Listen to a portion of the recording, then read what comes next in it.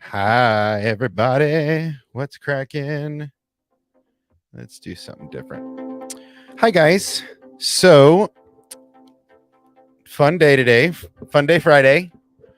Hope everybody's having a good day.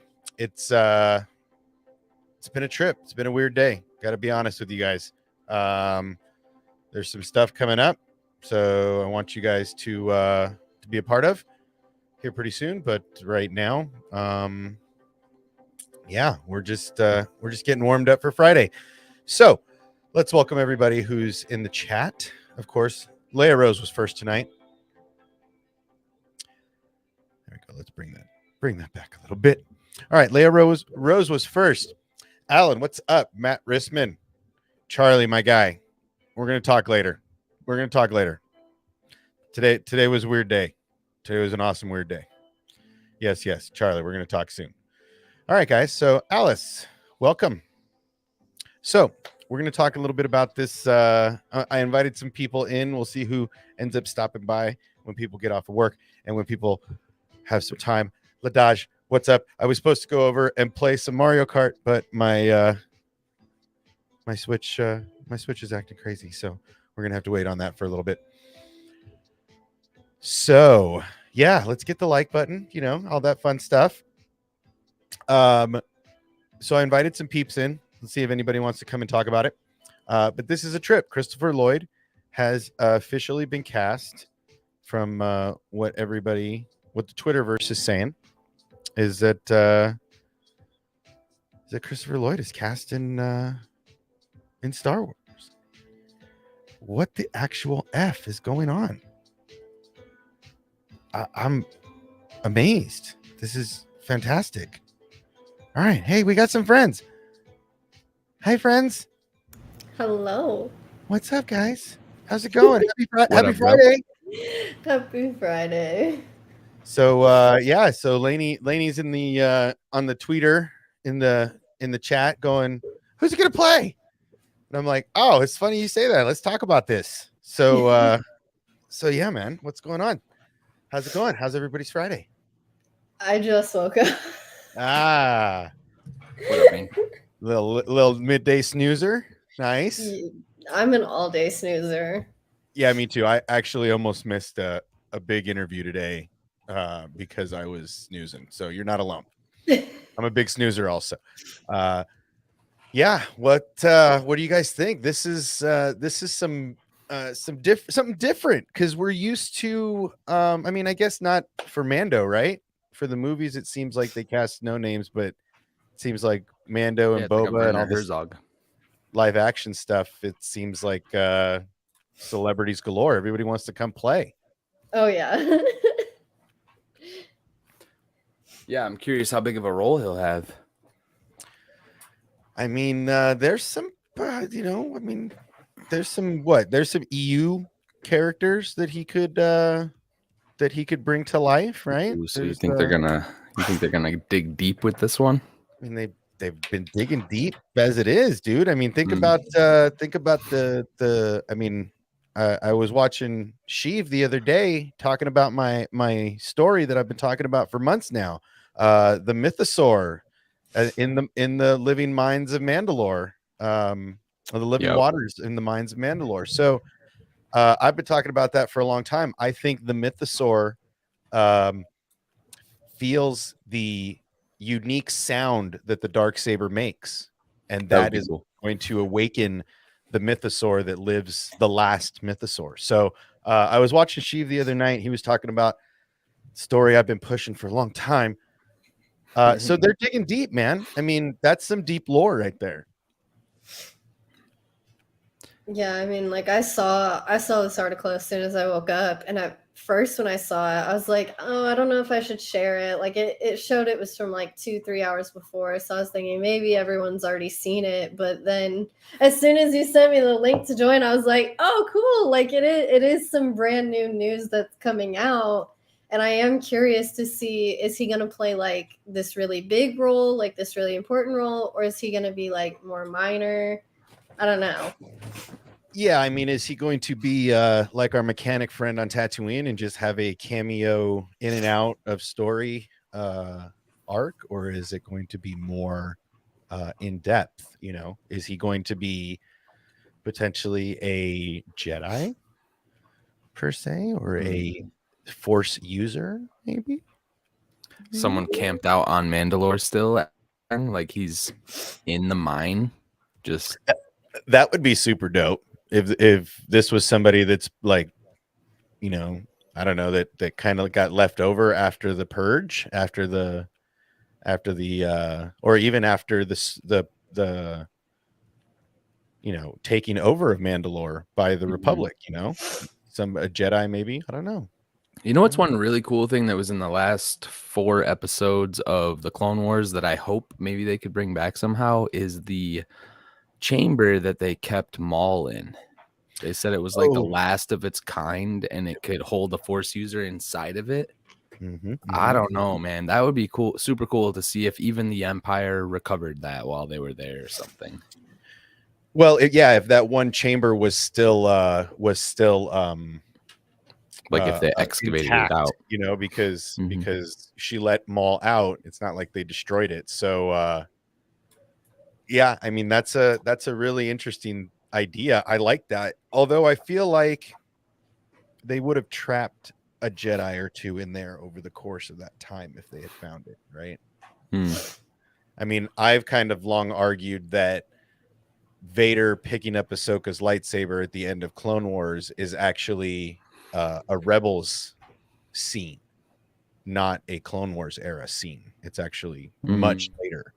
So if that's the case, then, you know, maybe they could have grabbed it then when they were excavating the crashed ship.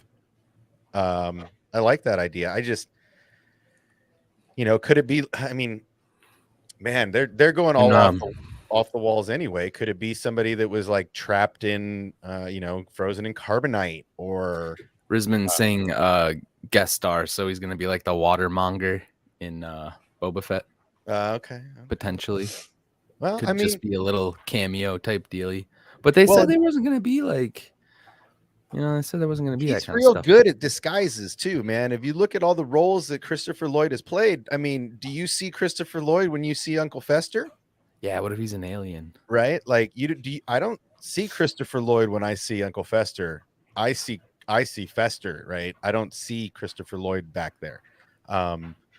So yeah, it feels like it could be just he could be an alien, you know, kind of like Johnny Legs was the Gamorrean in the season premiere of season 2 of Mando. The Gamorreans? One of them was Frank Trigg. No, the wasn't the single-eyed, wasn't he a Gamorrean, the one in the white? Oh, I don't. Oh yeah, he was. That was Johnny Legs. Johnny, I can never pronounce his name. Legadamos. I always mess it up. Oh yeah. I call him Johnny Legs. Leguizamos. Yeah, like thank you. I call him Johnny Legs. But yes, he was, you know, you couldn't see him in that role, even though he was the guy. So there's a lot of open territory. Lainey, what do you think? You're all quiet over there. You doing some research? You doing some homework? I'm reading the comments. I'm reading the comments because someone mentioned like Palpatine, and I'm like, well, I don't think it would be Palpatine because they could just bring back Ian McDiarmid for that role easily. I mean, that is the role he has been known to play in literally all the movies. So if they wanted to bring him back, they could.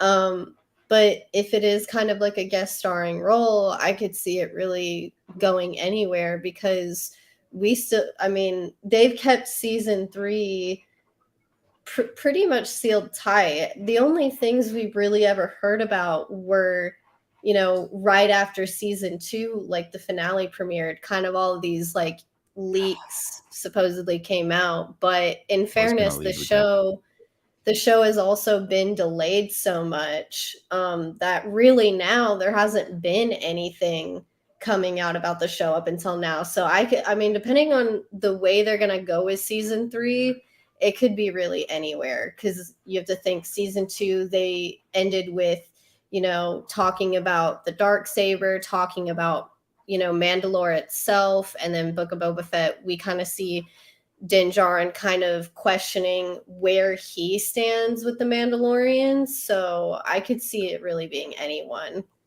I mean, could it be a younger Snoke? Could they do some work on him? And he has the body profile of Snoke. You know, he's got the slender body and the I don't know. I know where's X-wing. I was gonna lead. I was kind of X-wing's thinking, head is honestly, that exploding right now. If we're talking about this, where is he? I know he's lingering somewhere. I didn't He's want to lurking lead you with around. that. Oh, I love it. Let's lead it. In fact, you know, Mhm. for me, And it keeps getting funnier every single time I see it. so yeah, for me it's I love it, man. I mean, if it's a young Snoke, I think that's an interesting because all roads are leading that way, you know. I mean, yes, Christopher Lloyd's like 450 years old. I mean, he's basically Gandalf the Grey in television, but but yeah, I mean, I think there's a lot of room for him. I mean, I was looking for it. There was a tweet that had him being God. I'm so bad with the EU names and the EU characters, but there's an old white force lightning. I was actually gonna drop a name from the Aftermath trilogy because Cobb Vanth is such a popular addition, and I'm not sure because I was looking up if he survives throughout Battle of Jakku and all of that. But Yup Tashu was a follower of Palpatine. Oh, And he's someone who thought that the Empire, regardless of the Emperor, needed to follow the dark side. Like the Emperor knew that the dark side was his savior, and we too must make the dark side ours. So if there's guys out here trying to do cloning and stuff, like I would think he's one of them. interesting. But other than that, like deep cut names, I couldn't really think too much about. I just hope he's not a. I just hope it's not like a character in passing. You know what I mean? I just hope it's not. Yeah, I don't want to somebody we just watermonger. brush that that we just brush over Yeah. one time or ends up getting killed quickly. You know, and that's it. But Mhm. I hope it's somebody that's got a little more longevity. Let's say. Well, there's your like Sabaoth if you're talking a crazy Jedi or a cloned light side Force user who's just completely insane now because of what they've done to him. That's kind of cool. I can get behind that. That's kind of. I mean, you know, if there's you know, what's the word I'm looking for? If there's cloning going on, this, you know, he looks like a great Failed opportunity. attempt. You know, maybe it. I mean, dude, to see the progression, and again, I know somewhere X-Wing's head is on fire right now, but to see the progression of clones and failed clones, and you know, to see a moment where you just see the cloak of Palpatine and maybe a red lightsaber come out and slash through a failed clone or something. I mean, just showing the progression towards a fully functional Snoke that he can control from great distance. Like again, all roads are leading there. I know nobody wants to hear that, but roads are leading there to so to see some progression on failed cloning and things of that nature. You know, I think that could. Dude. I mean, maybe he is a Mandalorian. Maybe Matt's right. Maybe he's, How far, like honestly, how far away from Battle of Jakku are we? Well, that's what I'm saying. I mean, I think that could the Battle of Jakku also be coinciding with the saying. Mandalorian War that's going on? That's what I'm Right? Could that be? saying. Could that have been a what, an Empire stronghold in the Outer Dude, Rim?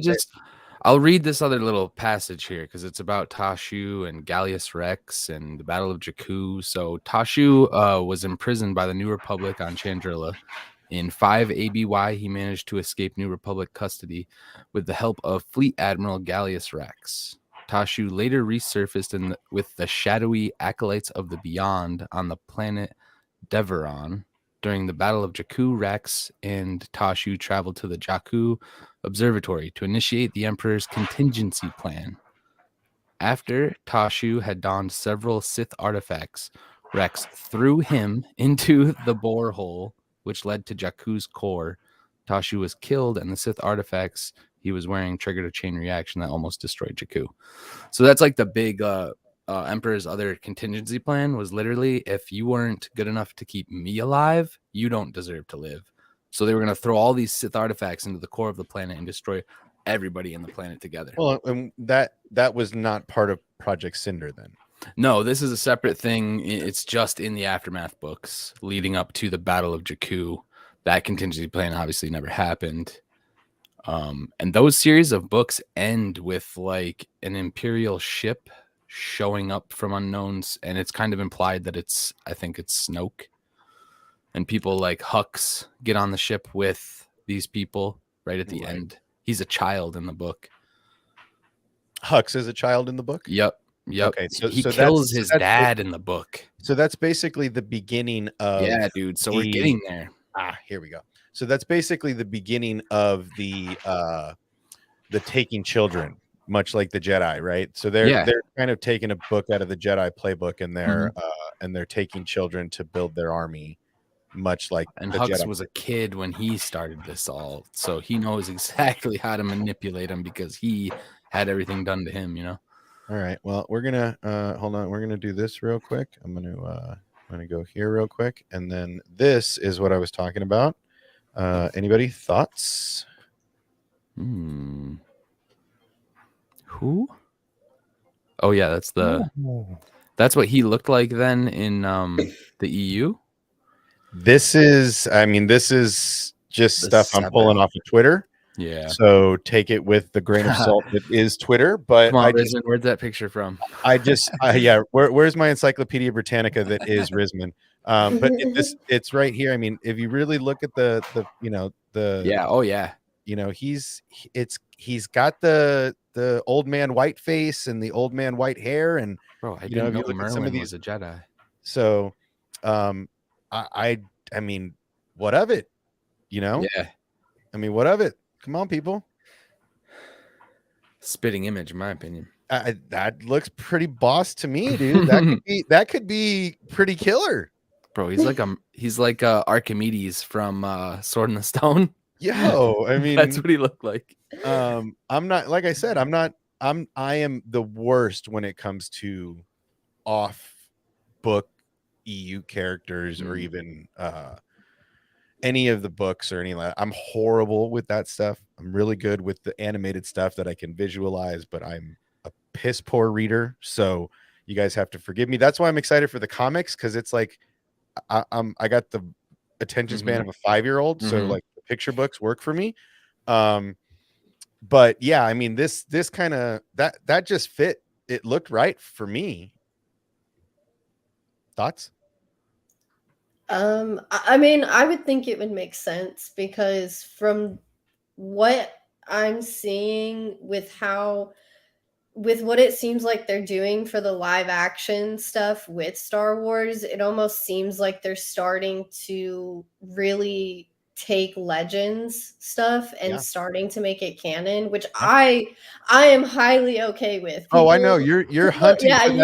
You're hunting for that Mara Jade appearance. We know, girl. But just the idea of them starting to take Legends content and make it canon is a really cool thing, because there is so much content and so many stories that they could pull from Legends and bring into live action Star Wars stuff and make it cool and make it decent. You know, not everything, has to be about what's already canon. It doesn't have to be about Luke Skywalker and all that stuff like they've tried to make it. Right. They can bring in these new storylines and still make it good. And so for me, I think I'm hyped about it. I love the idea of them bringing Legend stuff. So, hold on. I got to do it because he's doing it. He'd be beautiful.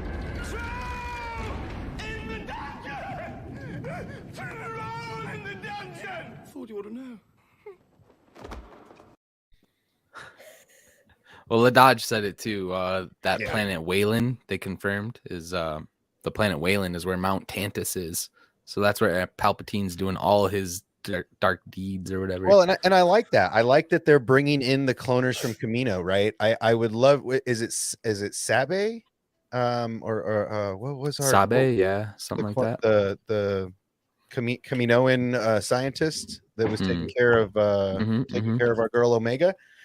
You know, it's interesting to bring all of that full circle, right? You see that cloning emblem. We see the Nalase. Omega. Nalase. Thank you. Nalase. God, Sabe is one of Padme. Padme's. I was just, Yes. you know why? I was just because she's got a reading that- clone. I Or was she's got just a- reading oh. that arc where they trap Vader, the trap for Vader, and that's so she's all up in my brain right now. I didn't read that yet, but yeah. Oh, I saw it's that. so good, bro. You're gonna love it. That's That's why cool. I'm not giving away anything on that because but yeah, I mean, you know, Nalase, if we get a live action Nalase, bro, just take my money. Just take my money. I mean, yes, I know people are upset about some of the live action versions of our animated friends, let's say. I'm not going to go any further than that. But I think it would be cool to see a live action Kaminoan. I mean, we've seen it. They've done it. I guess we've seen it. I mean, we've seen that. just- we saw that stuff in the prequel trilogy, right. I just mean in this iteration. Yeah, of in live this version, it would be cool because I think what I'm most excited for is that they're tying all these shows in together, both live action and animated. Yes. Obviously, we see this stuff talked about in Bad Batch, and now we're starting to see it come, full circle into live action. But for me, it amps up the story. Like it's cool because there's still these time jumps, between these stories being told, and I hope that at some point we'll get around to them getting closer in time and starting to actually tie in together. Obviously with Book of Boba Fett and Bad Batch, we see, Cad Bane come in and Fennec Shan, and obviously in Book of Boba Fett, she's telling Boba Fett, she's like, don't mess with this guy. Like I've dealt with this guy before. And while they don't make any specific mention of Omega or the Bad Batch, I'm interested to see in future seasons of Bad Batch, is there going to be more Fennec Shan? Is there going to be more Cad Bane? Are they going to kind of start to talk more about the connection between the two? Because obviously in the first season, they mentioned Boba Fett. They said we have Alpha and we have Omega. Right. Well, and what I mean, what better way to kind of unify the old and the new, right? The Bad Batch, Omega, right? The newest of our characters, and have her meet Boba, and not even know. The great thing about that interaction is they're not even going to know at first, right? That's going to be the most, or will they? Or will they? Right? But if they do, is that a Luke Leia moment? Right? Is that a are you my sister? Right. You made out with your sister. But is that a Luke Leia moment where they're, long lost siblings, and we get to see that in the next generation of Star Wars fans get that moment for themselves, right? Is she going to be about the same age as Boba? Where are we going to, are we going to get to see that in live action? Or are we going to get to see that in Bad Batch? Like, I want to see it in Bad Batch. I think that's where we're going to get a lot of the Mount Tantus and Sabaoth stuff. I think they could even do young Luke still. Like, I think they can do that story and somehow include him in maybe second season of Bad Batch ends where it's going to pick up and we might get a Mara Jade and all these other things. But Tantus is where all that stuff happens in the EU. So how are you going to introduce it? How cool would it be if, and I'm going to throw this bone to Lainey. How cool would it be to see in Bad Batch the Emperor giving Mara Jade the responsibility of taking care of the cloning facility, and then we see that in live action that gives us her in this Mandoverse? I'd be interested. I know me and Maria actually were talking about Mara Jade in a Discord call the other night after X-Wing had left. We were talking about it because we were talking about so many different scenarios of when and where she could show up, because I remembered X-Wing last week or something when he was on Santa's stream. They were talking about Kenobi. And they were talking about, was it possible they could bring her into that? And I'm like, well, there's so many different timelines and instances that they have the opportunity to bring her in and be able to tell her story fully, from her being taken by Palpatine to where she's at now, which would, if it was present time, would be the Mandoverse. Because at that, of course, they are bringing Thrawn in, they're bringing, you know, the legend stuff in, and obviously from the way it seems, Thrawn is going to be, you know, something that not only do they possibly focus in Mandalorian, but also Ahsoka as well. And at that time, she's, you know, busy protecting, well, I say protecting, but she is kind of busy protecting Luke from Thrawn. She's gone rogue. She's, you know, kind of like bounty hunting now and kind of just doing her own thing. So if they wanted to bring her in, there's so many opportunities that they could do it and still be able to tell her story fully. The one thing that me and Maria agreed on, that if they brought her in, that I don't want to see, is I don't want to see the romantic stuff between her and Luke, to be honest. I just don't.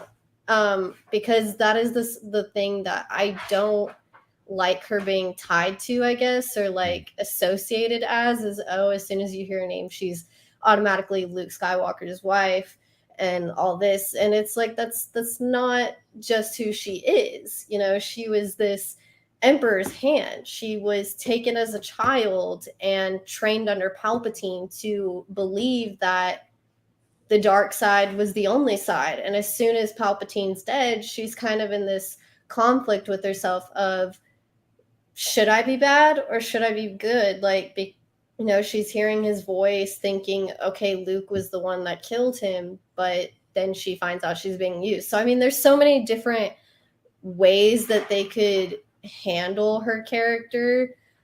It's just, I think it's more of who's going to be the one to do that, because out of people in Star Wars and Lucasfilms that I would trust, it would be Filoni for him to handle it.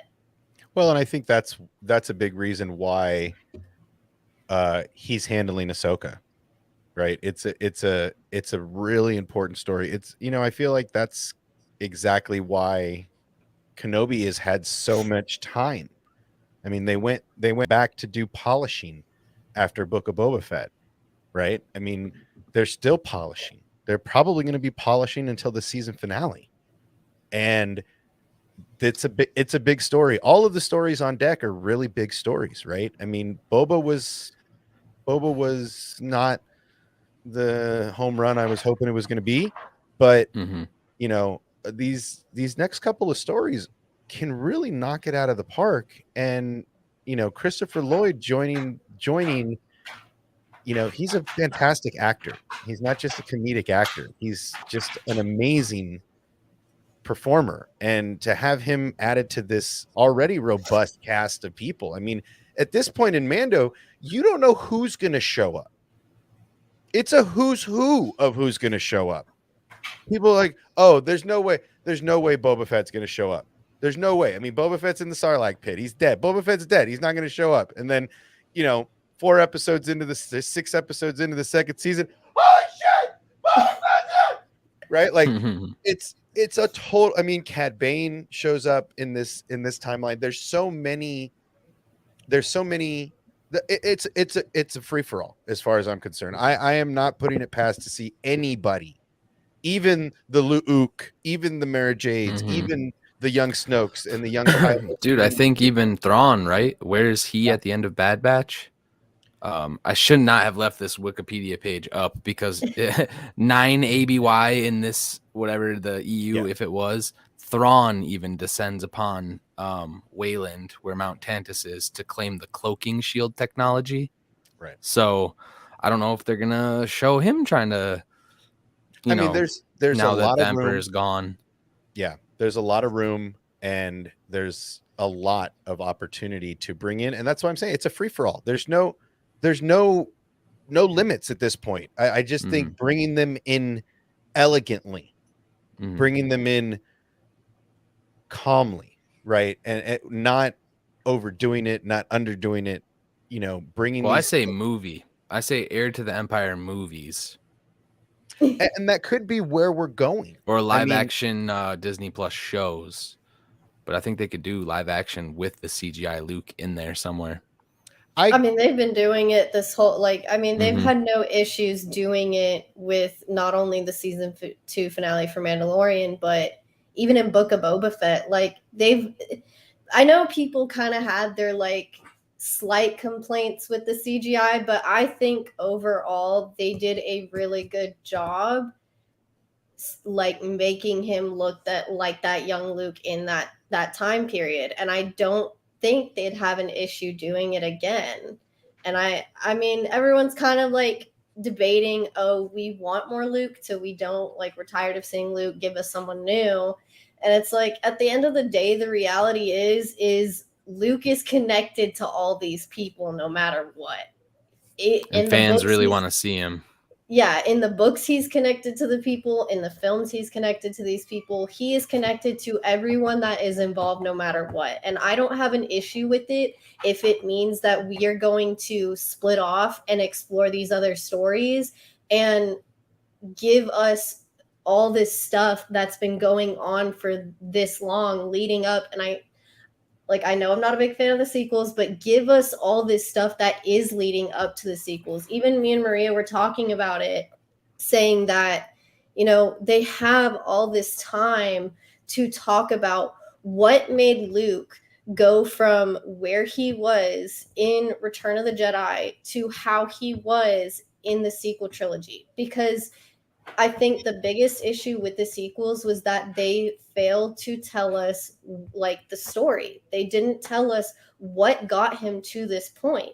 And they could do that. They're already doing that with Kenobi. We're going to see that in the Kenobi show. So why can't they give us that for Luke and redeem him a little bit at least for the sequels? I mean, I do agree. I think the time jump was a mistake, and they did a lot of telling us what happened, not showing us. Like the one line I can't stand is they brought in Charlie from freaking Lost and just had him say, cloning technology, secrets only the Sith knew. Whereas like you could have used the time gap to build up those secrets and where they stole the technology, and was it Camino? We still don't even know. It's like yeah. So I think they're gonna do that now. I think there's ways to elevate characters like Snoke. Yeah, Well, and I and think make them better. I do feel like they without a lot of words even gave us Yeah. the Luke scene. Now, like I said, I'm a big believer in PTSD amongst Jedi also, right? I mean, not only did Kenobi have a mission, but he was suffering the entire time he was out there alone, meditating and taking care of this kid. And there's a lot of PTSD that goes into these later stories. And why can't the great Messiah, Luke Skywalker, go through a similar experience, showing that anybody is susceptible if things go a certain way? And for me, I'm sorry, but walking through a field of my students dead and everything I built over the decades burnt, I could push me over the edge. And my prize pupil, my nephew, my family being the one that did it, I mean, there's a lot of room for him to have some trauma, to him to say, you know what? I'm out. So Yeah, and I always like get a lot of when shade for that. It's okay. Dude, and when I debate the sequels with people and stuff, and we talk about how Luke literally traveled the entire galaxy. He Yeah. broke into all of Palpatine's vaults. He has all of the Jedi texts. And found some even temples that nobody knew about too. Like he And found so, some cool shit. yeah, dude. So all of the choices he made are based on that. And he's like one of the smartest people now in the Force. And we're supposed to disagree with the choices that this man made. I don't know. I get where people are and like definitely wanted to see a Luke kicking ass, but I think we're still going to get that. I think it's even going to be better now because Mark Hamill can't do that young Luke flipping around acting. But now we have a Shamook that literally makes it look exactly like him. Whereas if they led with that in a sequel trilogy, that was potentially going to be like a Sebastian Stan, maybe like at best. So I don't know, man. Shamook Wish we could go back in time. Yeah, for sure. Shamook be doing a lot of Shamookin right now. And that's just the Shamookin, beginning, bro. I hope he's making Shamookin money off of each Shamook he does, because he should get a Shamook for each Shamook. I'm just saying. Yeah, I just Shamook feel money's real money. I hope they're paying him well, because he's making them some dollars. Yeah, that was awesome. But yeah, I mean, look, it's a tough sell. The sequels as a whole are a tough sell right now, right? The fan base is still it's funny. I've been doing some research, and I was watching a whole bunch of old footage from a bunch of YouTubers, and there's a lot of fresh scars still, right? A lot of these wounds haven't healed from the sequel trilogy. Now, again, I'm a shill. I think Star Wars Santa is the only shill that outshills the shill. But I've never been mad at the sequels. Yeah, there's some stuff that I'm not happy with. Leia, in space without her eyeballs getting sucked out into the vacuum of space. These kind of things bother me. But overall, I don't shit on something that I enjoy so much. And really, at the end of the day, I got my lightsaber battles, and I got my aerial X-wings, and I got some fun new stuff. So I look past the Canto Bites and the things that are not uber popular. But at the end of the day, where they're going now, they can't just erase $4 billion of market value, right? And you can't just start over and call it a world between worlds or a dream or this or that. We have to move forward. And I feel like they're doing a really good job right now with moving forward. And if that means that Christopher Lloyd gets to play a Snoke or gets to play a badass Jedi from the EU, I'm about it. Let Shamook do some Shamooking. So, and give us that hint of Mara Jade in there somewhere, right? Give us. I mean, they're doing a lot of fan servicing right now. If you really look at what Boba Fett gave us, they gave us some modders that were not uber popular, and yes, they gave us some stuff that didn't go well, but they gave us a lot of cool stuff and a lot of open range to bring in these new stories. So it doesn't need to be. The problem with Star Wars fans, I feel like, is everybody wants it now. No one wants to wait. They want it here. They want it fast. They want it now. And with Star Wars, we got to be patient. There's a lot of story left to tell. Dude, yeah, I see this a lot too. People are always talking about how CGI stuff isn't cheap. Like, I thought that was the point. You don't have to build real sets. You don't have to bring in real. You don't have to bring in people. Like, it is cheaper. And the fact that Shamook has developed this technology and software himself, and that the technology feeds itself, I think it's going to get better, and I think they're going to be able to do more of it. I think it's incredible for that. I mean, to see, I know, I can't remember who it was that sent me the link to the Han Solo edit, where it was they digitally de-aged Harrison Ford from and did the scenes from Solo. So instead it was him, and I was like, that's all Shamook. It's incredible to see that done. And it's like, you cannot rush stuff if you want quality. If you want quality, you have to be patient. It was the same issue that happened when Cyberpunk came out. Everyone was complaining that there were so many bugs and so many issues with the game, and the developers came back and said, well, we were trying to take longer because we wanted to give you quality. But when you rush things, you aren't getting quality anymore. You're just rushing it. You're getting it now because that's what you asked for. I'm the kind of person who, sure, I can be disappointed that something's delayed, but at the end of the day, if it means that when it comes out, I know I'm going to enjoy it and it's going to be, the best freaking thing I've ever seen, I'm all for it. I'm all for waiting when it means that the fan, at the end of the day, me as a Star Wars fan, I'm going to be happy with the outcome. I mean, I've been waiting for Kenobi for 4 years. Like, let's just talk real talk. Like, I've been waiting for Kenobi for 4 years, right? They announced they were doing something. What was it? It was the anthologies, right? So it was the Solo, and then it was going to be Boba, and then it was going to be Kenobi. And after Solo, everything got scrapped because people had a fit on Solo. So they scrapped the other two projects, turned Boba into a series, basically, and Kenobi into its own series. Went back and shot an entire show and said, no, this isn't good enough.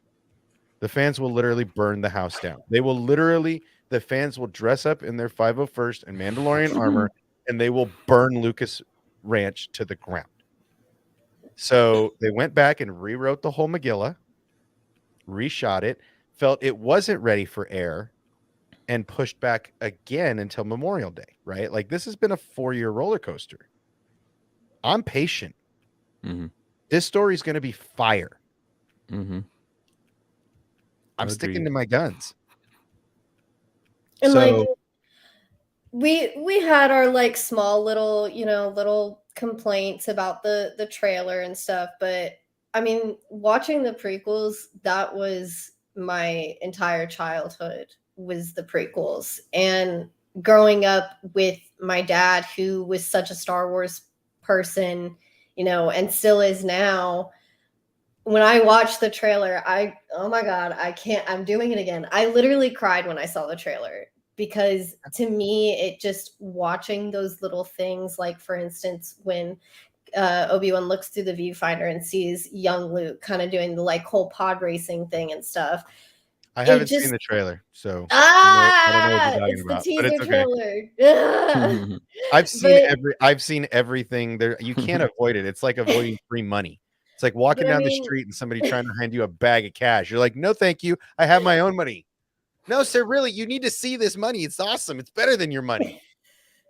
No, but like even the little things that people, had their, comments about, I didn't care. At the end of the day, I didn't care. This was exactly what I hoped for. And even the trailer itself was only giving us the smallest little things of what's to come to this show. I think fans are kind of like, when they say, oh, this is giving, like, they complain about trailers saying like, oh, this already gives us the entire plot.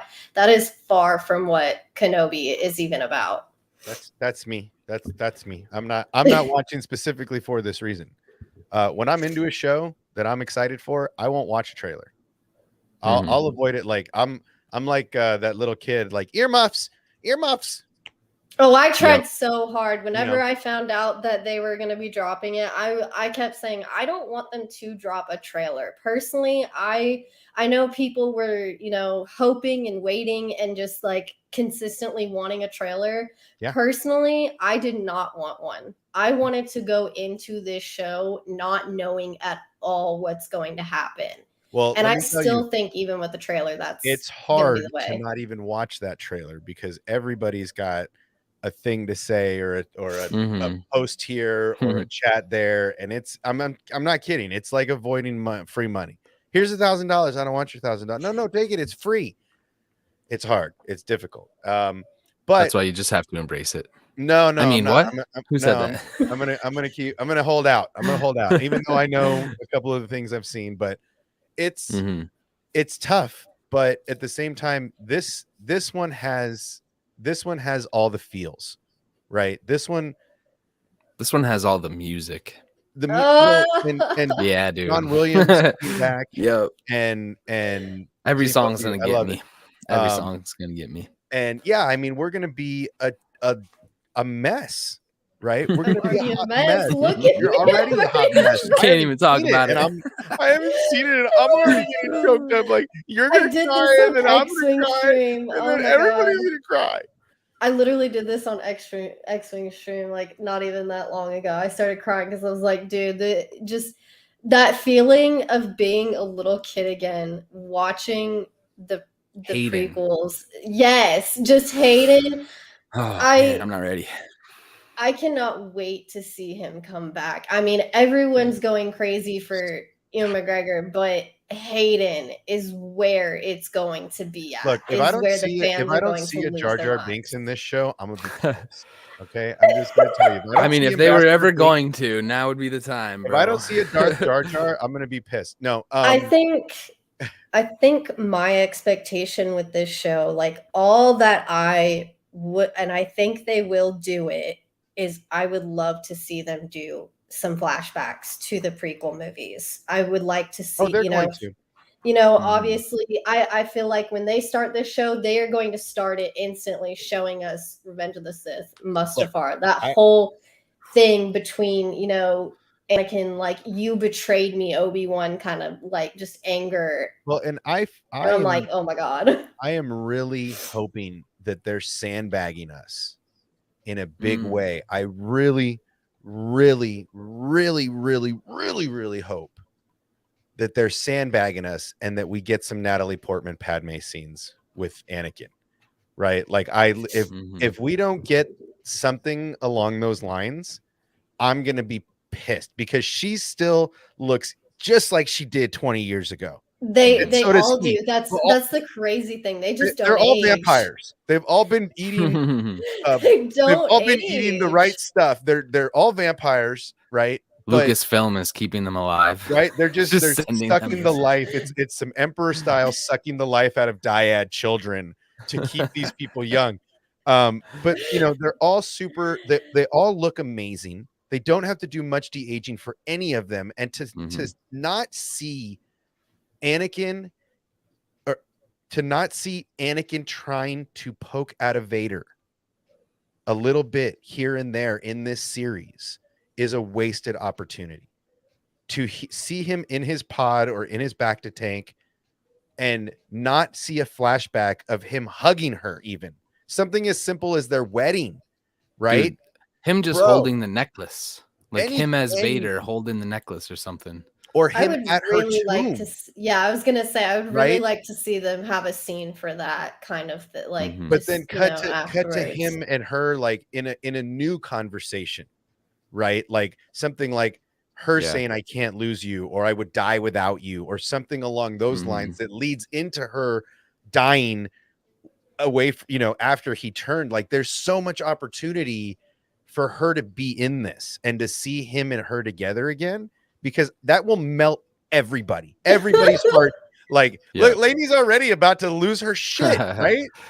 If we see that, and she's already working for Disney because she's already doing Thor Love and Thunder. So hey, can we I'm borrow excited for Natalie for that. like 3 afternoons? Can you shoot some Dude, shoot actually, some other Thor shit while we're over here doing some stuff with her? We need her 3 days. That's it. You know what Marvel does with every single actor that signs?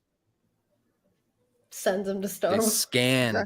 They 3D scan their likeness. Every single person under contract with Marvel gets there. It's just an easy fit to say, look, just she's get her already over on there. set.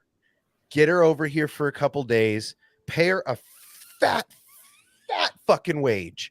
There's so many zeros on that check that she can't say no, right?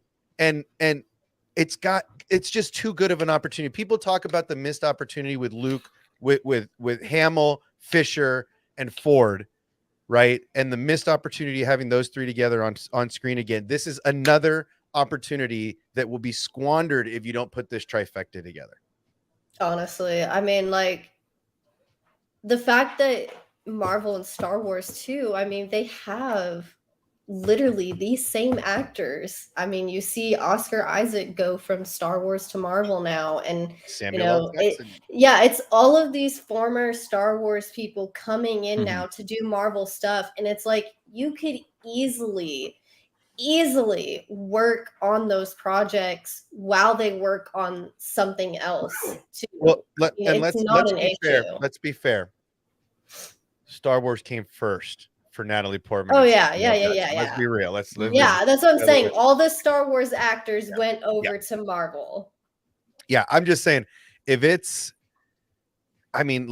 Natalie Portman, I want to see her as Padme again. It'll melt me, right? Because the scene we see of her and him, the last interaction together before he goes all crazy, right? Like that's some emotional stuff, right? And then give us that with those two now, right? I mean, you're just squeezing the teardrops out of Lainey's face at that point. Like it's effortless. But yeah, there's so much opportunity, and that's what I'm saying. In this era of Star Wars, the cameos are off the chain, and the opportunities are so present that why not? I mean, the only thing that really sucks is that Carrie's gone, because we can't get any of those Leia moments and those authentic Leia moments anymore. I was gonna Right. say that's something I don't want, is like the three of them de-aged together, like in an off part of a scene. Like I think honestly at some point they're gonna give us something like that that shows the three of them together in some way. I don't know if I need it, but I keep feeling like they're trying to do something like that. I mean, for me, the bigger thing on the horizon coming in May is, I mean, I'm going to be at Celebration during That's the cool. Kenobi release, so this is like, forget it. I don't know. I mean, That's awesome, I man. hope I get to hook up with the Ewoks, the evil Ewoks in Anaheim, and we're all at the party house, watching together, streaming at the same time, whatever. But you know, I'm going to be at Celebration. I'm going to be out there for Kenobi weekend. I know it's going to be a madhouse, and I'm excited. I'm excited. I'm not going to watch, even if there's a new trailer. Maria was saying there's another trailer coming. Cool. Watch it. I will take another 10 days off of YouTube, because that's what this was. This was the Kenobi darkness for me. I can't even watch some of my favorite streams because it's like, we're talking Kenobi. Oh shit, gotta go. Yeah, it's getting bad, man. The leaks It's are getting hard. bad, like in the sequel era when that whole script leaked. Like most of the Kenobi show, I feel like is leaking. Mandalorian 3 is already leaking, and I'm also curious if Star Wars will ever pull what Marvel does, where they put the Hulk in a trailer and he wasn't in that movie at all. So are they gonna hide things from trailers? Are they gonna, I think there are scenes in the Kenobi trailer where people may have been pulled out. I'm not going to talk about it, but there's one scene I think could have a couple extra people in there. We all have friends that are hunting for spoilers and hunting for leaks, and that want to be on the cutting edge of what's coming out, right? We all have, I mean, from Josh at the Den of Nerds, X-Wings talking to a bunch of new people that are giving him spoilers and leaks. I don't want any part of it. Not for this show. You can give me everything you want about There's Mando. a lot of fans that want to stay. Sorry, X-Wing, I can't be your friend anymore. You're going to spoil things for me. Right. I mean, who's the guy? He's John, who's the guy he's talking to a lot lately? Oh, Jason Ward, making Star Wars, man. Right? Yeah, he's all over this show. and So he's anything all that over he it, says, right? I would watch out.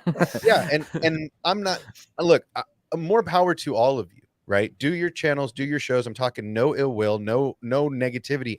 I just can't be a part of it for this show, right? For this show, this is the one I have to take my stand, and I don't want to be a part of that leaking spoiler community in this one. Now we get into Mando, we get in, and Ahsoka. These are a couple shows. Andor, I really don't care because it's not something that I'm dramatically attached to, but Kenobi in the sands of Tatooine, guarding a young Luke Skywalker, is what I grew up to. I grew up to that man sacrificing his youth in the prime of his life to protect a child, right? And it's a story that, the first story that I ever really knew by memory, right? I knew the story of Kenobi in the desert of Luke with Luke Skywalker before I knew the Cat in the Hat, right? Like I could tell you more about Obi-Wan Kenobi than I could about, one fish, two fish, red fish, blue fish, right? Like, let's be real. So this stuff is ingrained in me, and Kenobi is sacred ground. And this show, I can't be a part of that. And it sucks because I'll start watching some of my favorite stuff and it's like, oh, I gotta go. Love you guys. Bye. Mute. Right. I'm like turning off the audio and just typing nice things because I can't listen.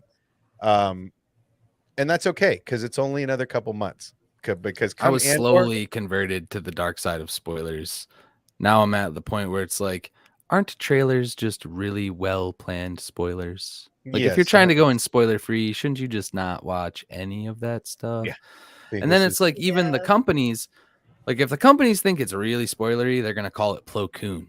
So even themselves, they don't think this stuff is necessarily like, or it wouldn't be leaking out. You know what I mean? I think a lot of the stuff would be way more tight-lipped. So as far as like hype on a show, I've never disappointed myself within the last 3-4 years, I've never been like, oh man, wish I didn't know that one thing. So Yeah, I don't really get into spoilers as a whole. yeah, I like to be I respect it. surprised. I enjoy it. I enjoy the surprise of the experience, but at the same time, everybody's going to have their experience how they want to Yeah, have it. I just for feel sure. like for me, with these couple of shows, there's no need to go looking. It's going to be so good. I don't need to spoil it. It's like sitting in a restaurant and having somebody walk around with a tray of the best entrees and be like, would you like to try this? And then you fill up. So by the time you get to your table, you're like, can I have a Coke and a doggy bag? Right. Like it just, for me, it I get doesn't. that. You know everything but like 5 minutes of it. Yeah. Like what Yeah. fun is that for me? Yeah, I feel it. It I doesn't. think that's how I am too going into it. Because, like, for instance, with Spider Man No Way Home, there were already so many leaks and spoilers for that movie. We knew exactly what was going to happen, whether they confirmed it or not. Mhm.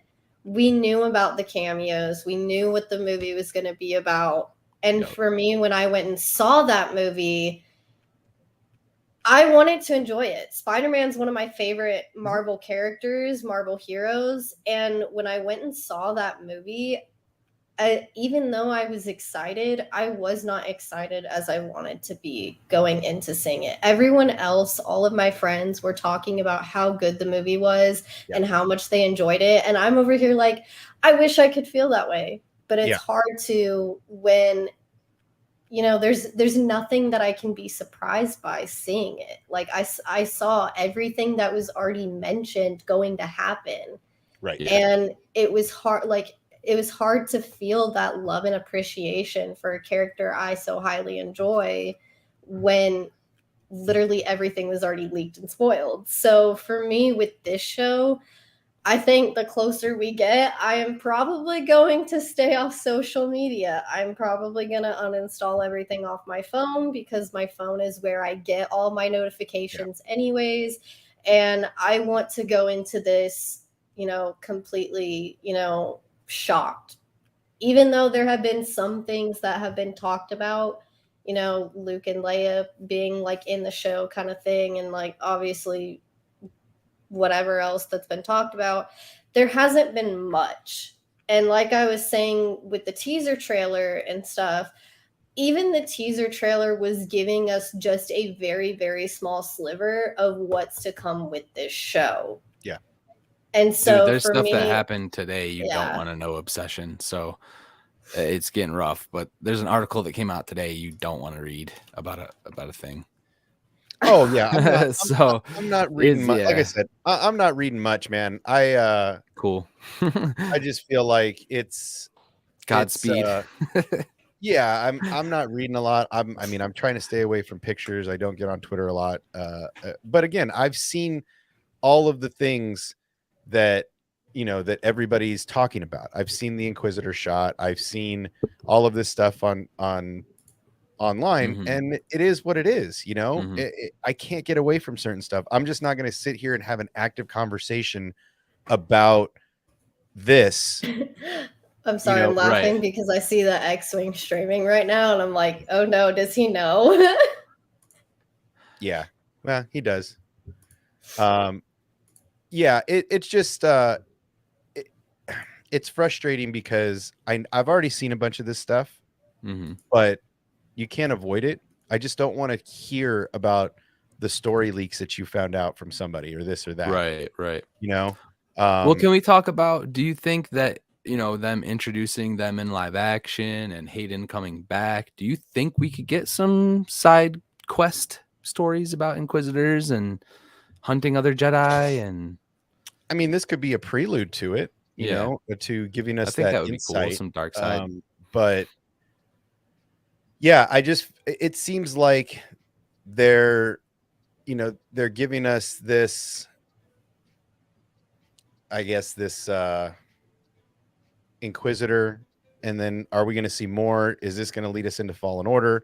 Right? Like there's so much where's opportunity. Cal, bro? Are we going to, I mean, could we see a Cal Kestis in some of this stuff coming up? There's just a lot of opportunity for them to for them to open Dude, up. you know what? Like, that would be some mind-blowing shit if he was the Sabaoth, if Vader caught him in the sequel. Like, if they make a game and it ends with you not doing so well. But yeah, I don't know. That's fanboy dreaming. I'm a speculator. Yeah, that's fanboy dreaming. Yeah, I mean, it seems like there's, this is the big show on the block right now. Everybody wants to come play. Everybody wants to come and be on Star Wars. And that's, that just goes back to Christopher Lloyd, right? It just, I'm welcome. curious where they're going to put him. And the fact that it's Mando, it doesn't bother me that there's spoilers on it, because it's not Kenobi. So spoil away. And yeah, that's all. I mean, really, this is going to be a good couple of years. I just think people need to get on board and just let go of their scars, so to speak, because we all know the direction things are going. We all know where everything is headed. And these stories that we're getting are just going to help lead us there. So this is just another example of them bringing in good actors to play. I hope he plays more than just a cameo, just a one episode scene. I hope he's actually like a legit character in the show. I mean, I think you're onto something with that photo. What is it? When we got Pelly and stuff in Mandalorian, originally it was just kind of like a small little minor role to the show, but as the show has progressed, so has her, so is she as a character. We got her in Book of Boba Fett too, and I mean, I'm not gonna lie, she kind of made the finale for me whenever she kept screaming all over the place. Oh yeah, dude, she was hilarious, dude. I was telling one of my friends, I said, her doing that in the finale, running around screaming, and then the ending with Grogu knocking on the glass or whatever, just kind of doing his own little thing, being a child, just it made the finale for me because it was funny. It was good humor that didn't need to be forced in. It was there and it felt natural. I hope that there is some humor between Obi-Wan and Vader. I hope there's some digs from Obi-Wan trying to get to him or something, dude. Like you were saying with the Padme thing. Yeah. Yeah, So I mean, like I said, I am very much of the school that I'm still holding out that they don't. Again, I've got bets on the table, so it doesn't really matter. But for me, I would like to see them not have their big fight. I would like to see that be some imagination station kind of Vader in his mind, or flashbacks from the original fight. But yeah, I'm kind of holding out hope for that, and I'm kind of hoping they're sandbagging you guys with these trailers and spoilers and leaks and all this. I hope we see some of the. I was even saying to someone the other day, like how much extra footage. We always see the extra cut footage of them fighting, and it's literally all green screens. So could they enhance a deleted part that wasn't in Revenge and throw that in there as a flashback? Like literally rotoscope it. You know what I mean?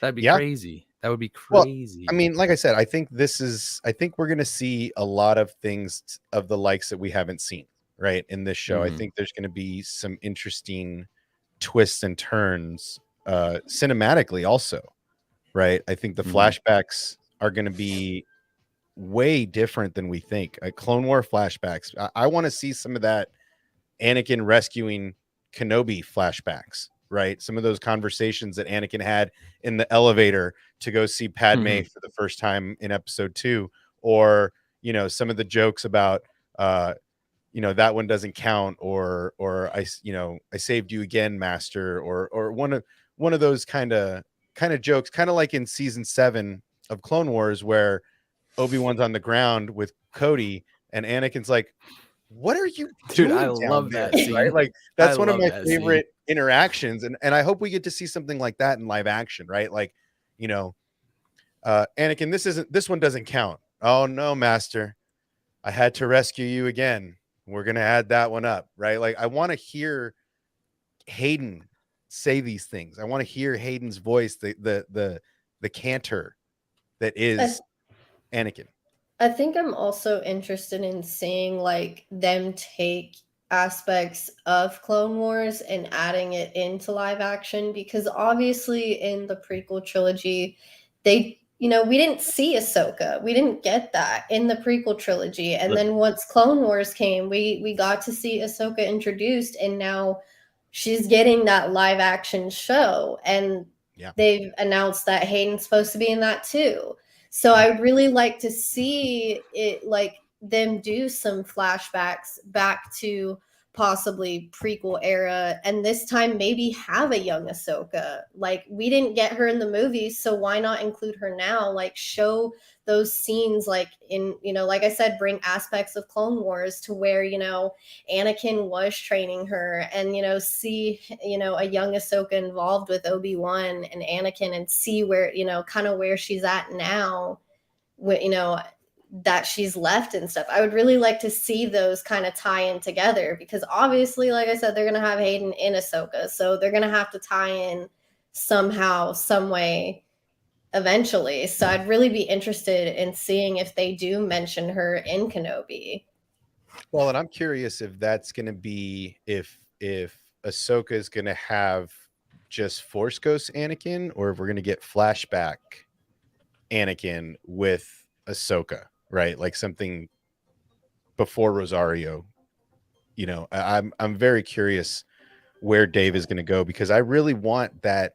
I really want the novelization timeline to be visualized. I want to see the saber acquisition. I want to see her as Ashla on, you know, being a mechanic, right? I want to see some of these stories in that also, not just her and Hayden having conversations, you know, after his redemption. So, but what up, Charlie? Hello there. How's it going? Pretty good, man. How about yourself? Your locks are looking luscious today. Oh, well, thank you. Thank you. I had them done the other day. Beautiful. They're always like this. That's been a good Who's thing. he playing, man? Who's he gonna play? Come on, What's that? Christopher You Lloyd. got Who's he gonna cast. play? Come on. Who's he Oh gonna my play? God. Okay, yeah. When I seen that earlier, I'd seen nothing about this. I've been setting up for, well, you know, Galaxy Con, so I've been like, Oh, up thank on that. God, I And was like the so first person. so when I seen this picture of Christopher Lloyd, I was like, Judge Doom? I was like, wait, what? The Toon? Great Scott, he broke the time barrier. He's actually, so I was like, my brain was like imploding. But Dude, that was terrifying to don't me as a know. child, actually. yeah, right. Yeah, Eddie. It was, I can't do the glowing red eyes. I mean, I could, but no, man, that'd be crazy. Like him as like a Sabaoth. I'd be so down for that, man. I mean, Wow. there's yeah, I mean, we've gone through a lot. I mean, we went through that let me see if I can find that picture again. But yeah, I Yeah, mean, sorry if I got here a little late. I had to Oh, take care no. of it. I was like, yeah, good. no, it's yeah, we were talking about, you know, who he could be. Just adding him to the cast as a whole is fantastic. I mean, he's like I was saying earlier, so many roles. Here you go, Charlie. This is who we were talking about earlier. Yeah, Sabaoth. Holy crap. You know, is this where they're going? I wish that'd be, I mean, Thrawn's already established. I'm telling you, if he's a big they're part. gonna start to make Legends canon, and they really do decide to go into that whole Heir to the Empire storyline, I mean, it's gonna get dark, and I'm okay with that. I want to see more dark stuff in Star Wars, and I know. Who are we were we having it in X-Wings Discord? I can't remember. We were having like a conversation about like Star Wars being like mature, because obviously, you know, Disney's bringing all these like Netflix Marvel shows and stuff into Disney. And of course, they're going to be working on Deadpool 3, which we all know is going to be rated R.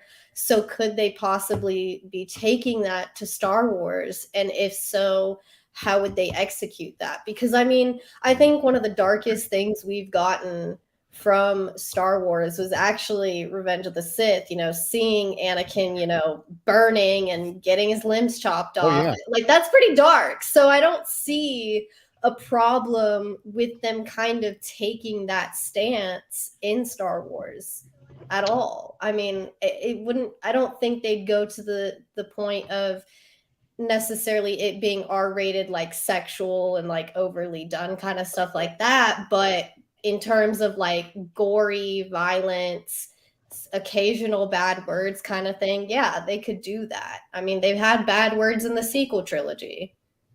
What were they? I think one of them said, like, I don't remember all they said, but I know they've had Because like the a bad words couple are always made up. words. So No, they had That's like some. I Jake know that they Ferrick. had like, I think they said like "damn it" or "what the hell" or like, I know they had some.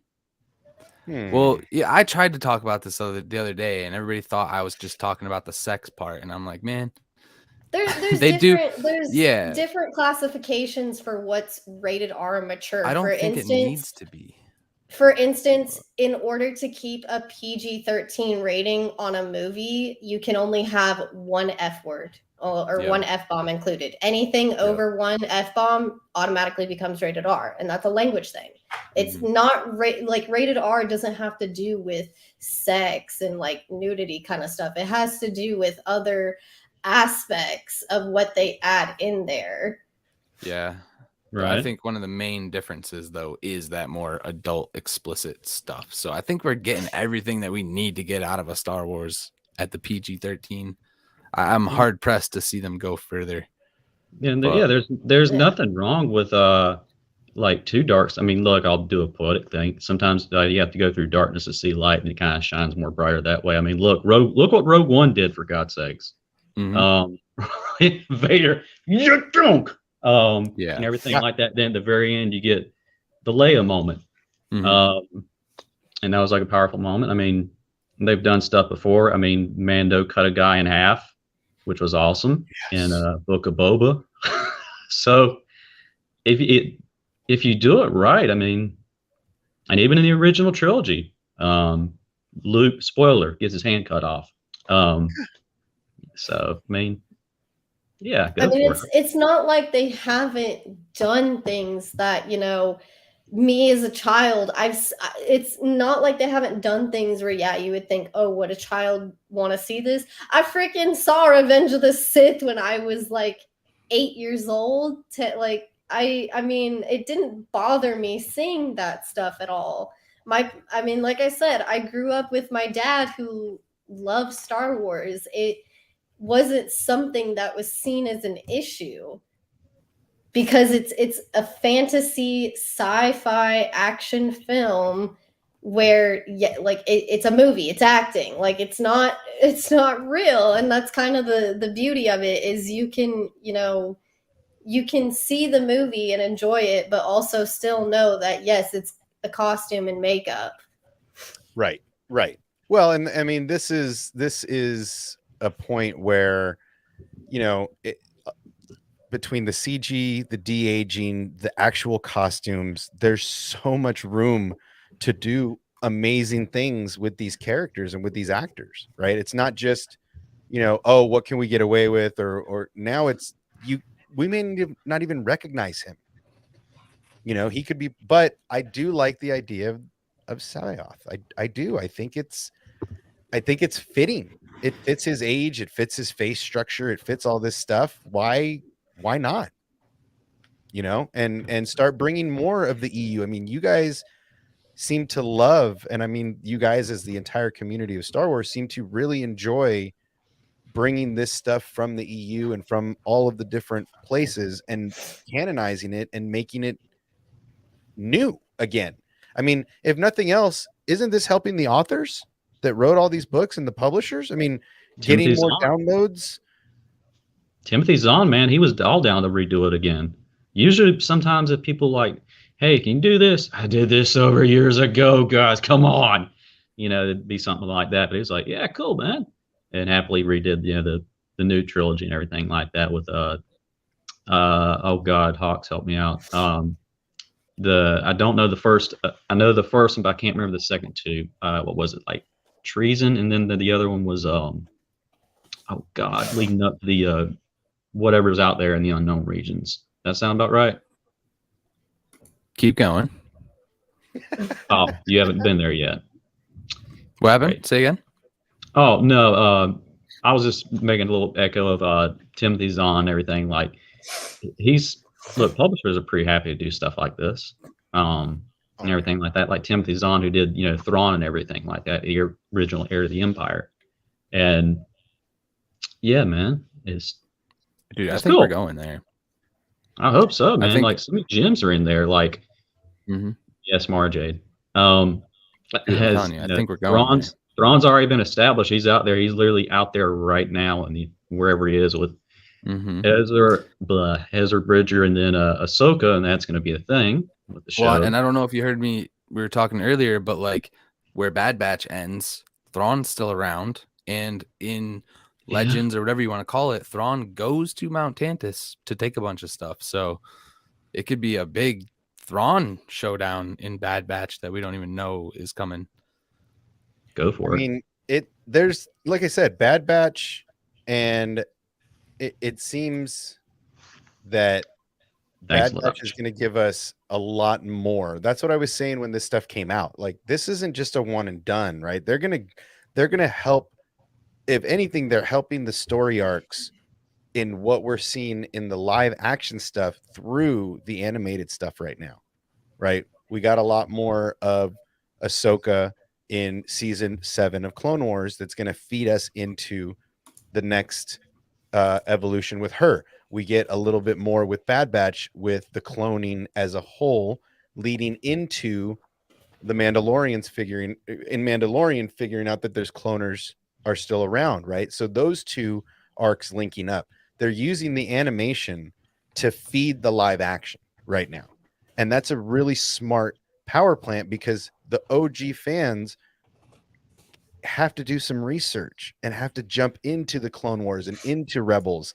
And that's just helping everybody get a better understanding of where everybody's coming from, whether you grew up on the cartoons, whether you grew up on OG trilogy, sequel, prequel, whatever.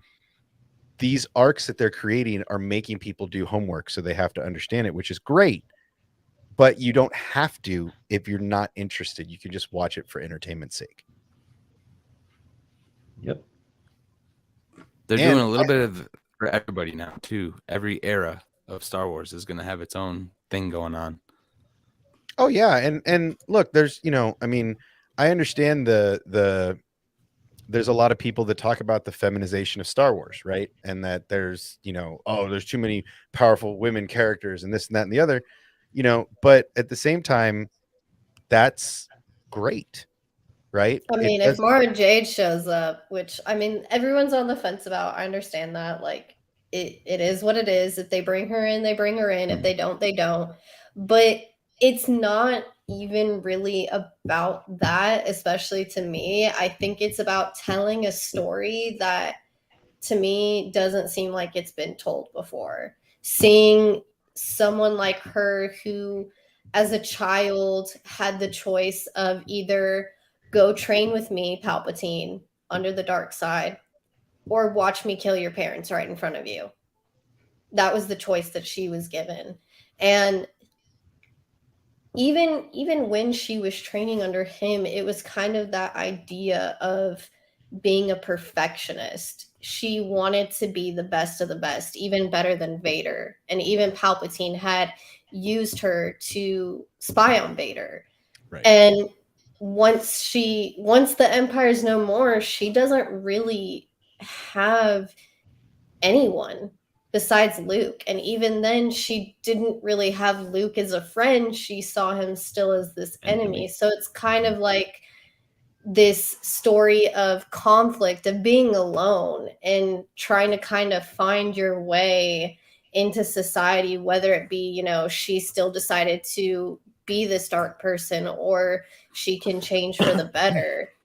And that's not even, a whole feminist, strong female power kind of thing. That's just literally a storyline I would love to see, because it's so dark and depressing, and it has the potential to go to something better.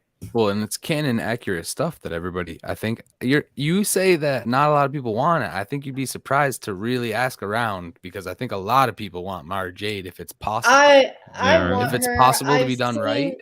yeah, I've definitely Yeah. seen people want her, but anytime someone comes, like, I get it. I talk about her like way too much, and I've been trying to refrain. I have been trying. No, do it more.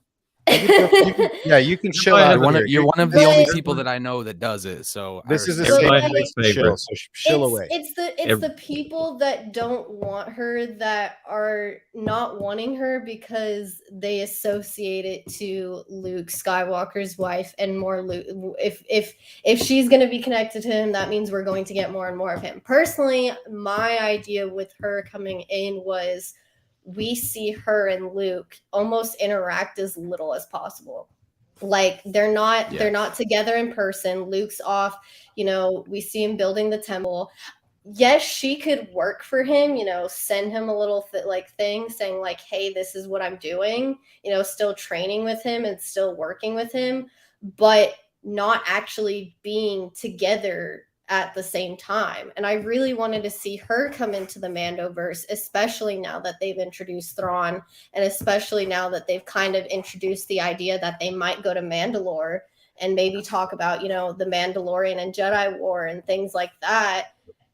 We see in Book of Boba Fett, Luke returns Grogu to Din Djarin.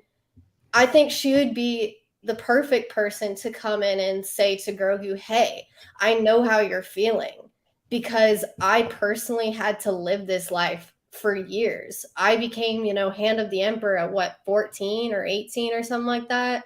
Mm.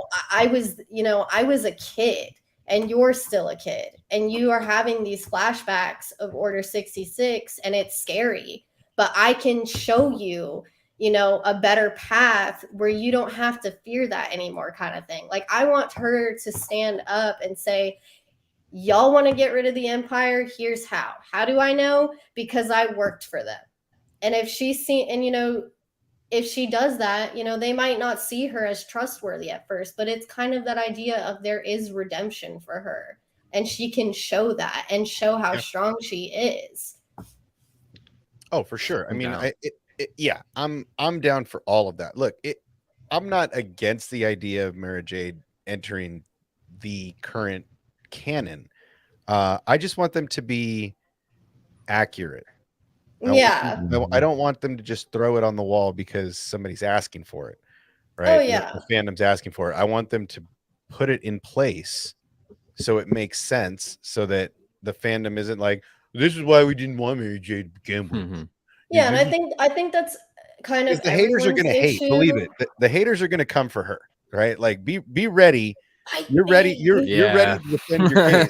But I'll go get my sabers. They're right behind me. yeah, they're gonna be coming for you, because a lot of people aren't going to be happy no matter what. So there's always that 30% of people that are going to be like, this sucks anyway. But then you're going to have, that side that's very much of your school, that's excited. And if they do it right, I think that's the most way I important thing. saw it originally was, if they're going to add her in, I don't want them to just full force, like, have her just walk in, like, nonchalantly, all like, yeah, what's up? Luke kind of sent me, kind of thing. I would more see it as, if they're doing it in the timeline that is happening right now, she would be doing bounty hunting. She would be rogue. She would be working on protecting Luke from Thrawn. She'd kind of be not necessarily doing her own thing, but kind of just almost like recon. Like, she's kind of just like going about, kind of getting information, but also kind of being kind of like a fly on the wall almost. Yeah, give her her own path we don't even need to know about, really. Yeah, like, I would like to see it done subtly, whether it was kind of like how they had when season 2 they introduced, oh my god, what's her name? Not Bo-Katan, the other one. Sasha Banks' character. I can't remember her name. Oh yeah. Where it was I'm kind not of gonna like get it she either. was subtly kind of just like staring off in the distance and then kind of disappears.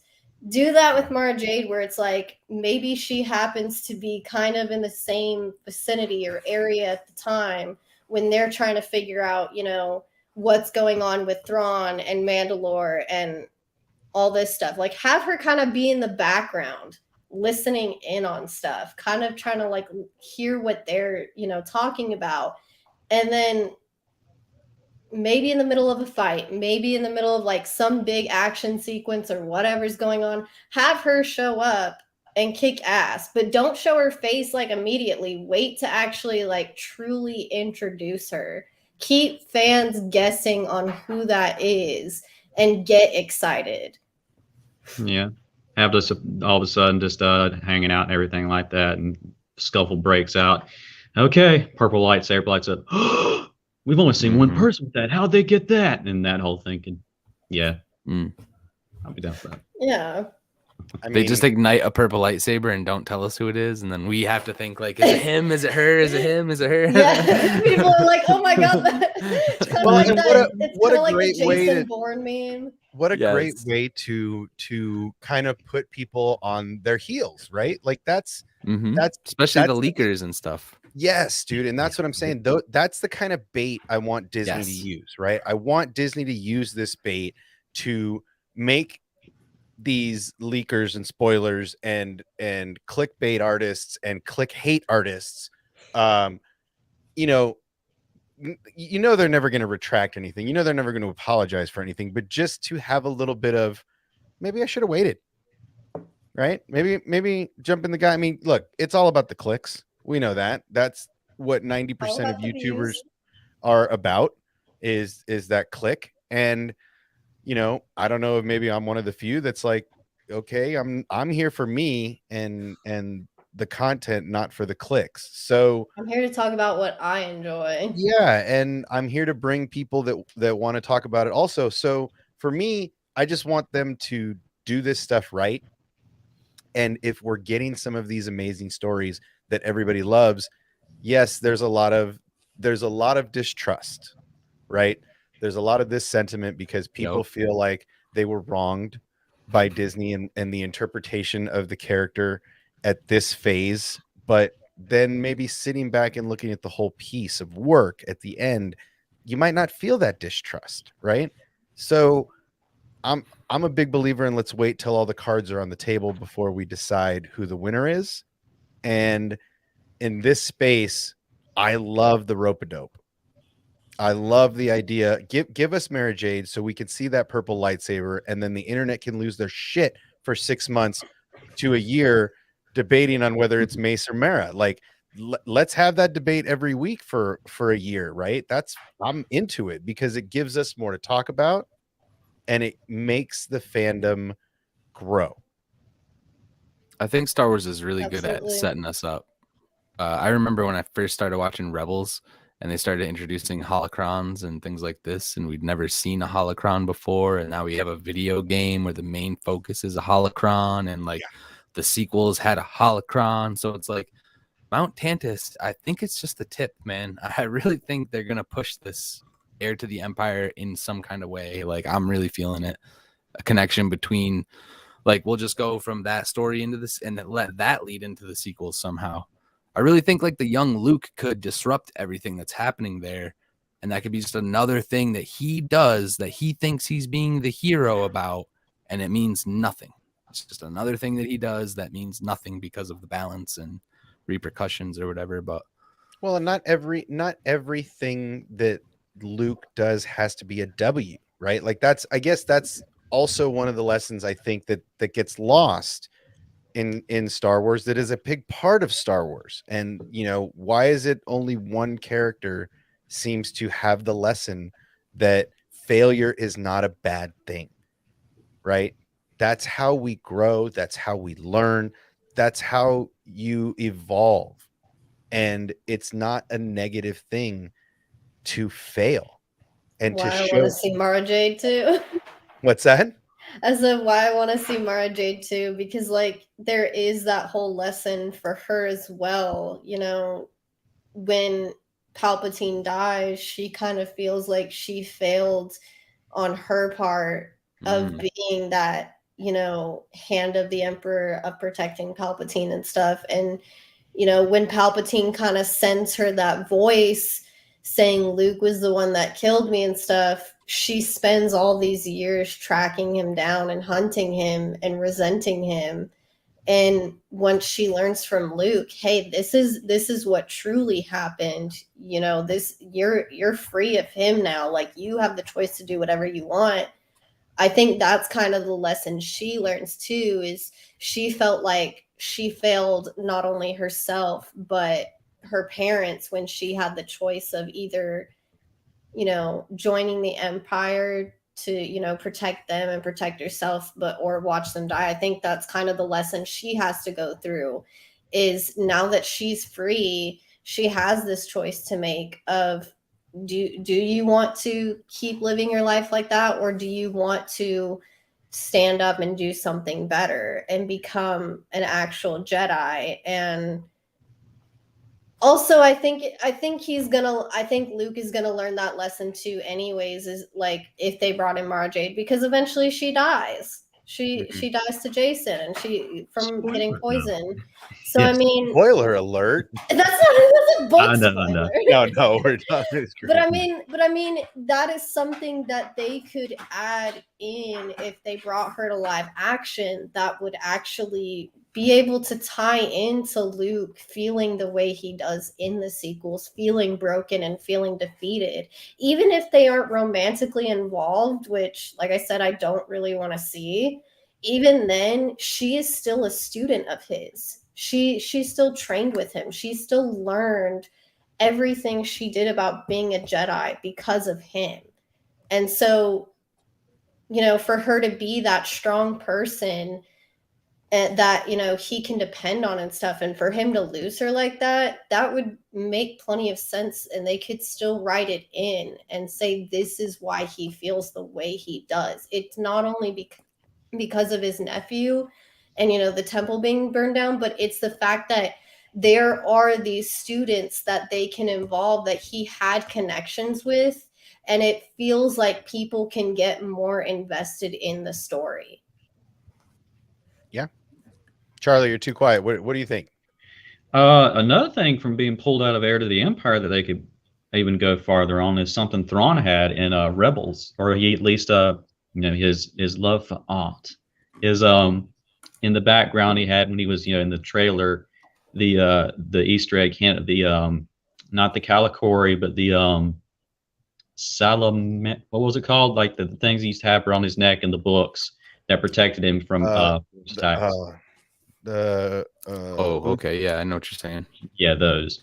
The force repellent reptiles. Yeah, they could. Yeah, because if you pull into Mount, Tantra stuff, that's where one of those were actually at, and where he studied one at. And if this whole Sabaoth thing comes just do right out of the books and everything, like that was the thing. If I remember right, I have to go back and re-listen to them, reread them about Heir to the Empire. Salamiri. Thank you. I knew it had an S in there. Something like that. Yeah, right. It's almost spelled like the world tree. Yeah. Or, not. Yeah, you know what I mean. The a little tough on the tongue. Yeah. Yeah. Definitely. Yeah. So, because if I remember right, after he got force choked one time, he was like, "Yeah, never again." And like Luke and Mara Jade like tried some mojo, and it was like nothing. So they had to like do some all come up with some other stuff. So like he just had like a pocket lizard. He just had like a lizard sitting in his coat pocket. Yeah. So they hinted at it in Rebels awesome. And everything, like on his art. So he could have already been like studying them and everything like that. In the books, he just eventually came across them. But it'd be a great. Is that a lizard in your pocket? What if he comes across? What if he comes? Yeah, no, go ahead. Kaboom also mentioned in The Force Awakens, apparently Luke was looking at like a grave. I'm gonna have to go back and watch that and actually see where that scene is. That was a theory. Missed that. Mm-hmm. But if that's the case, like I was saying, like obviously Kylo Ren isn't it, because obviously he's the one that is apparently disowned by his own uncle. But I mean that could also hint at Mara Jade, even though they don't mention it, and it's just a Yep. very like small little Easter egg.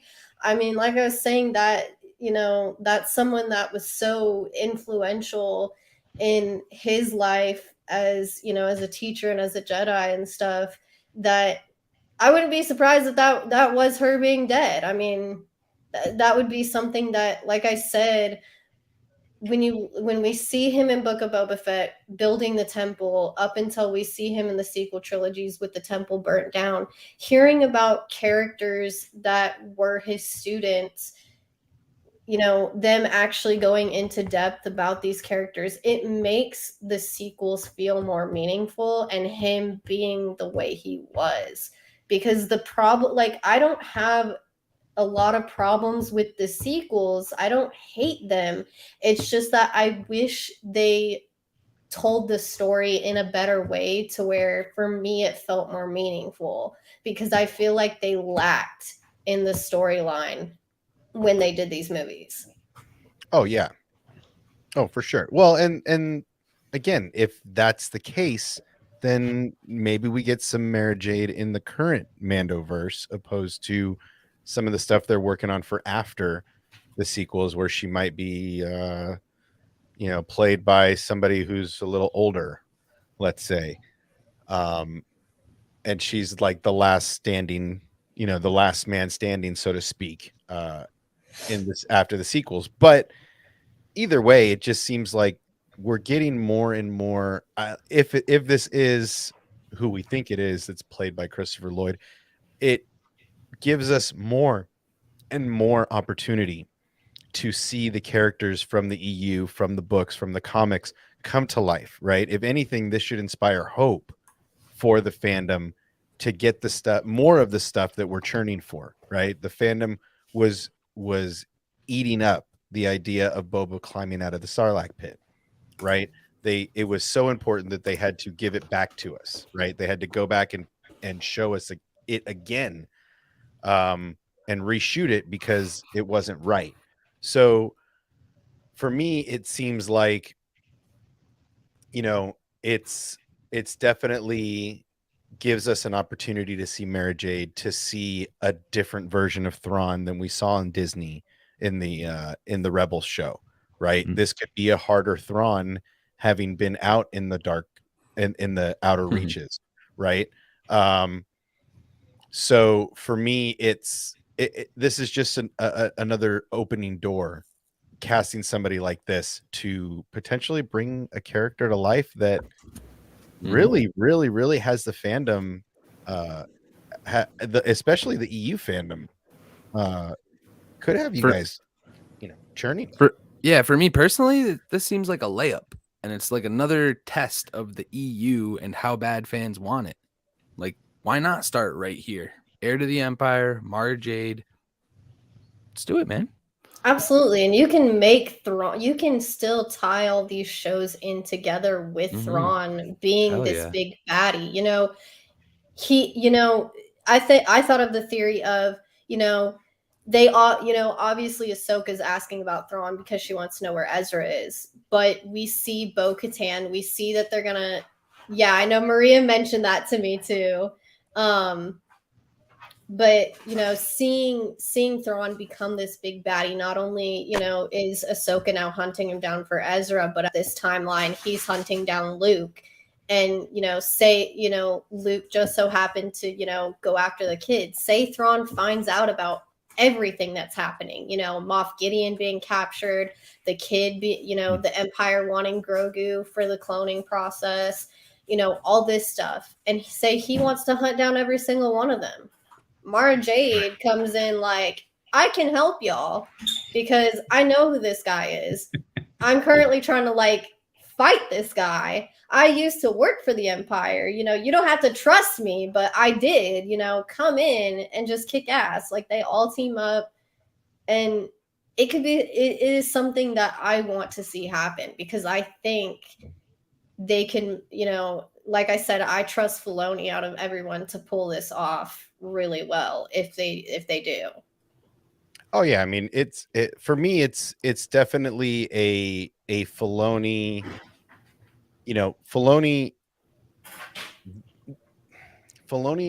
leadership was lacking during the sequels, right? That was a large part of what was lacking at the story group at Lucasfilms, was that they didn't have a Dave Filoni. They didn't have a Kevin Feige, right? They thought they did, but they didn't, right? They thought they were smarter than the average bear. They thought that they were smarter than the fandom, and they tried to do this thing. It didn't work out. It wasn't very largely accepted, and they had to change management before they went on. And we get Filoni. Filoni brings in a great storyteller like Favreau, and they start developing these amazing stories.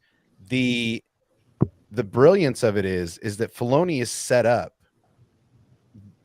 these stories way before we're seeing them, right? A lot of these stories were set up during Rebels, during Clone Wars, when him and George were doing this.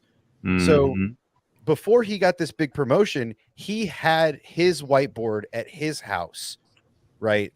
With his magic board of where he wants these stories to go. And here we are. He gets the call. He gets, bring up the lefty, right? And here's Dave Filoni that says, all right, cool.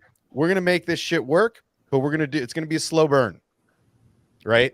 And here's how we're going to do it. And then starts to introduce this Filoni-verse, starts to introduce Mando.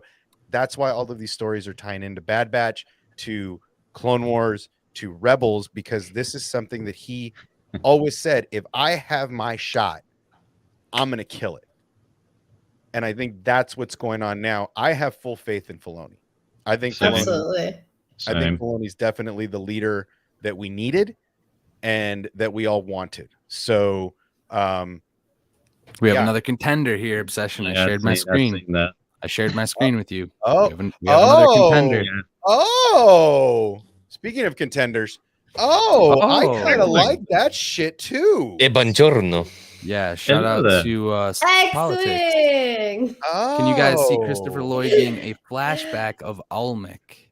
Kind of glad X-Wing wasn't here up until now, because he would be annoyed by now. Oh no. This would be cool though. Look, everyone else is loving it, so you're forced to love it now. So get over it. Wasn't this the guy that the Bad Batch caught? That was the dude who was working with. That's the dude who was working with Maul, who got shot by Darth Saxon after Maul was like, "Hey, do it." What a great flashback, though, because he was working with Death Watch, right? Yes. So what a great flashback to have a young Din Djarin just brought into the Mandalorian camps to see this guy, and maybe a conversation about the Darksaber or a flashback of the Darksaber he doesn't remember or something like that. That's a really interesting idea. The crazy thing too is if they decided to mention Gar Saxon as well, that still also ties into Hand of the Emperor, because he was one as well. So that kind of still ties into Mara Jade, kind of the idea that there were multiple Hand of the Emperors, not just one, but multiple that didn't know about each other.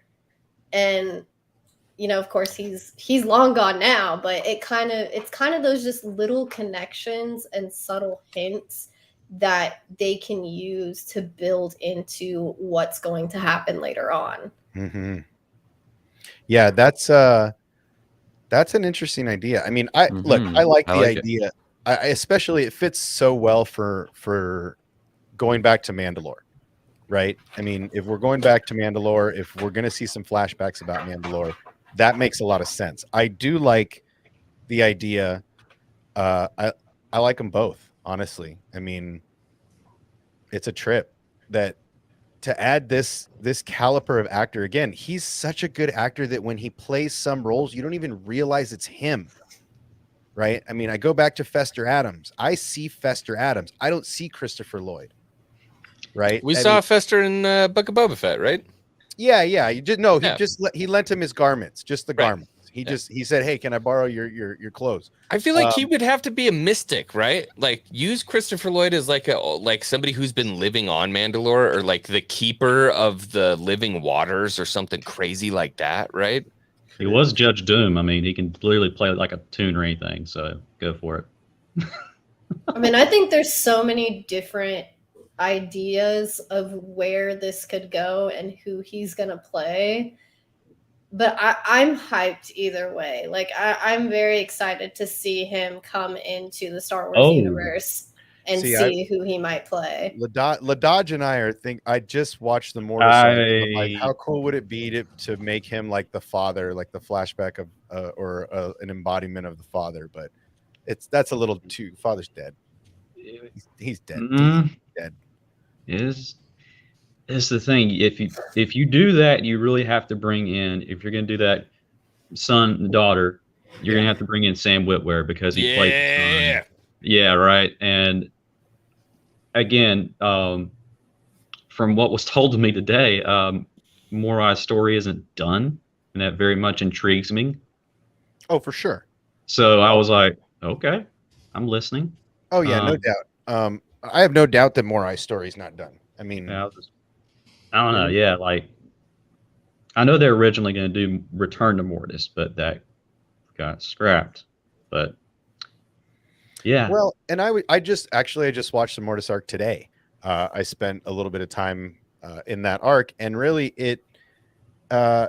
it's very final for me, unless those creatures, unless they live beyond time, right? And that, that's a different story. But seeing Morai be the embodiment of the daughter, it just feels like that arc was very final. So going back to Mortis, seeing the father, I'd rather see Christopher Lloyd do some lightsaber handling. Personally, I think that would be a lot of fun. Yeah, the Sabaoth thing is a really cool thing to think about. It's a really cool idea. I mean, just the artwork alone for this character. I'll go back to it again. I mean, this is the whole idea. I love this. Yes. I mean, the age is right. There's no need to de-age or re-age or, maybe a little beard growth and That's a wig. how I always pictured Sabaoth. Right. So I Bro, kind of, he would be a good crazy Sabaoth, right? Like an insane clone.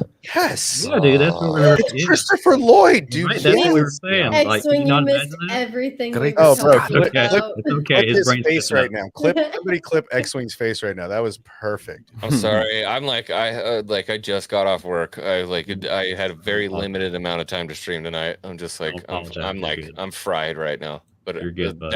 that was a revelation that I think I'm not going to let go of. I Crazy love thing, that, right? dude. Yeah. I mean, if we're already getting into the cloning facility with yeah, man, if we're already there, if we might see a Nala Say in this, if who knows where they're going to go with that, but just having that character, like he would the only other person I could see playing a mad clone to perfection like that would be somebody like Jim Carrey, right? Just somebody Nick Nolte. Yeah. I'm just there's just a couple people. Gary Busey. He's already taken. Well, Gary Busey's Gary Busey's a little too. That's like what. Wow. Hey, You want, Sabaoth, how you doing today? I'm good, George. How you doing? Maybe back in the day, I don't think Gary Busey today would play a good sound. Yeah, flash to Tommy Boy when you said that. But I mean, Oh. there's some. But what a great character! What a great actor with so much range as Christopher Right? Lloyd to be able to Yeah. play a character like that. It's so there's so much room there, and it's such a good. It would be such a good representation from artwork to live action. You guys are going to be so pissed when he's an extra. Oh, I know. I absolutely. Just I mean, remotes through TV screens. yeah, he's They- he's selling I feel like speakers. they're using the word guest star so loosely though, because I mean you Wasn't could argue your favorite for Twi'lek a guest star in Boba? Shut your.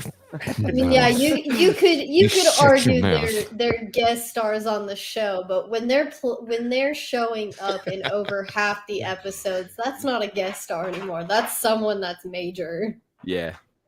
I'm just Oh, he said it. I miss her so much. Hold on. I got something just for him. Yeah.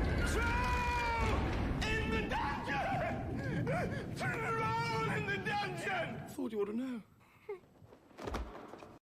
How dare you? Yeah, I mean, this is a good opportunity. Whether he plays an old Mandalorian or he plays Sabayoth, it doesn't really matter. The fact that the fact that he's interested in playing a character in Star Wars is pretty bitchy. Yeah, right? dude, he's like getting up there in age. So anything like this, would he get a chance to do something like that and come back and do something? Please, I'd love to see that dude. I mean, I'm just curious if this has always been one of his dreams to be, cast member in a Star Wars show or a Star Wars flick, and this is just something he's got to check off that bucket list. Does Laura Santeca have a dad in canon? Dude, no, but he could be a member of the Santeca clan. If I had to guess, Another that's deep cut. probably where he would be going. A real guess, I think that's probably where he would be. Kind of a mystic. So then Din might be doing some research about sabers and Jedi potentially. Yep. Trying to understand for Grogu a little Grogu? better. Yeah. That's cool. That would be my guess. Yeah, I'd love for that. Hear that. As much as I love the Sabayoth theory, bro, like if I really had to plug it in, I think that's probably and off where in the he would be. distance, the glow of a purple lightsaber shows up. Well, and that's what we were saying. Like, what a season finale! All you see is the glow of a purple lightsaber, and everybody's like, "Holy shit!" If that was a season, and then if it's that Mara was a Jade. season finale where it's like, no, it doesn't even. It's not show even her fucking Mace face. Windu. It doesn't even. I would want it to be. He's still alive. X-Wing is alive in our hearts. Rage. I would rather it be like show her boots, like her walking, just show her boots and just show like maybe her hand and just like her saber, and you just see the saber go off. It doesn't even show her face. That's just how the finale ends. You're Hey, just lady. like, Hey, who lady. is that? Can I be real with you real quick? Can I No, you're not allowed to be real. You're Can I going tell to you ruin something? this. Hold on. I'm gonna tell you something real quick. Look like he's getting personal. Hold on. Chris jawline. It's never gonna happen. Sorry. It's never gonna happen. And it keeps getting funnier every single time I see it. X-Wing came in here to Not ruin towards the my Mandalorian dreams. timeline, but bro, Mount Tantus, I don't ever say never when it comes to Star Wars. Yeah, never say never. I have hope. We didn't think we would get Boba Fett's sister. No one ever We saw that did. coming. Nobody ever saw that coming. Talk about out of left field. So I mean, I'm just saying. Well, and that's the fun, of right now is with Bad Batch season 2 coming out. They linked the Mandalorian universe to the Bad Batch. I mean, that's such great storytelling to be able to know that facility still exists potentially at this point in the Mandoverse. Like that's fun storytelling, because now we get to look in both shows for clues to see if they connect. And that's what makes this fun. I just enjoy all of Dave's and potentially George's old story arcs, right? When George left and when they finished Clone Wars, I don't think those dream boards, let's say, got thrown away. I think Dave has them and is going back to some of them right now. I mean, you look at all the stuff that's connecting from Clone Wars moving forward. Yeah, it's a nice thought, bud. I want to Appreciate know that. what Pedro Pascal saw when he sat down for the first time. When he saw Gina Carano literally drawn as Cara Dune. Like he said he saw years of timeline. Mando artwork. Yeah, I mean, So the what first did time I he saw see? it, I was excited, but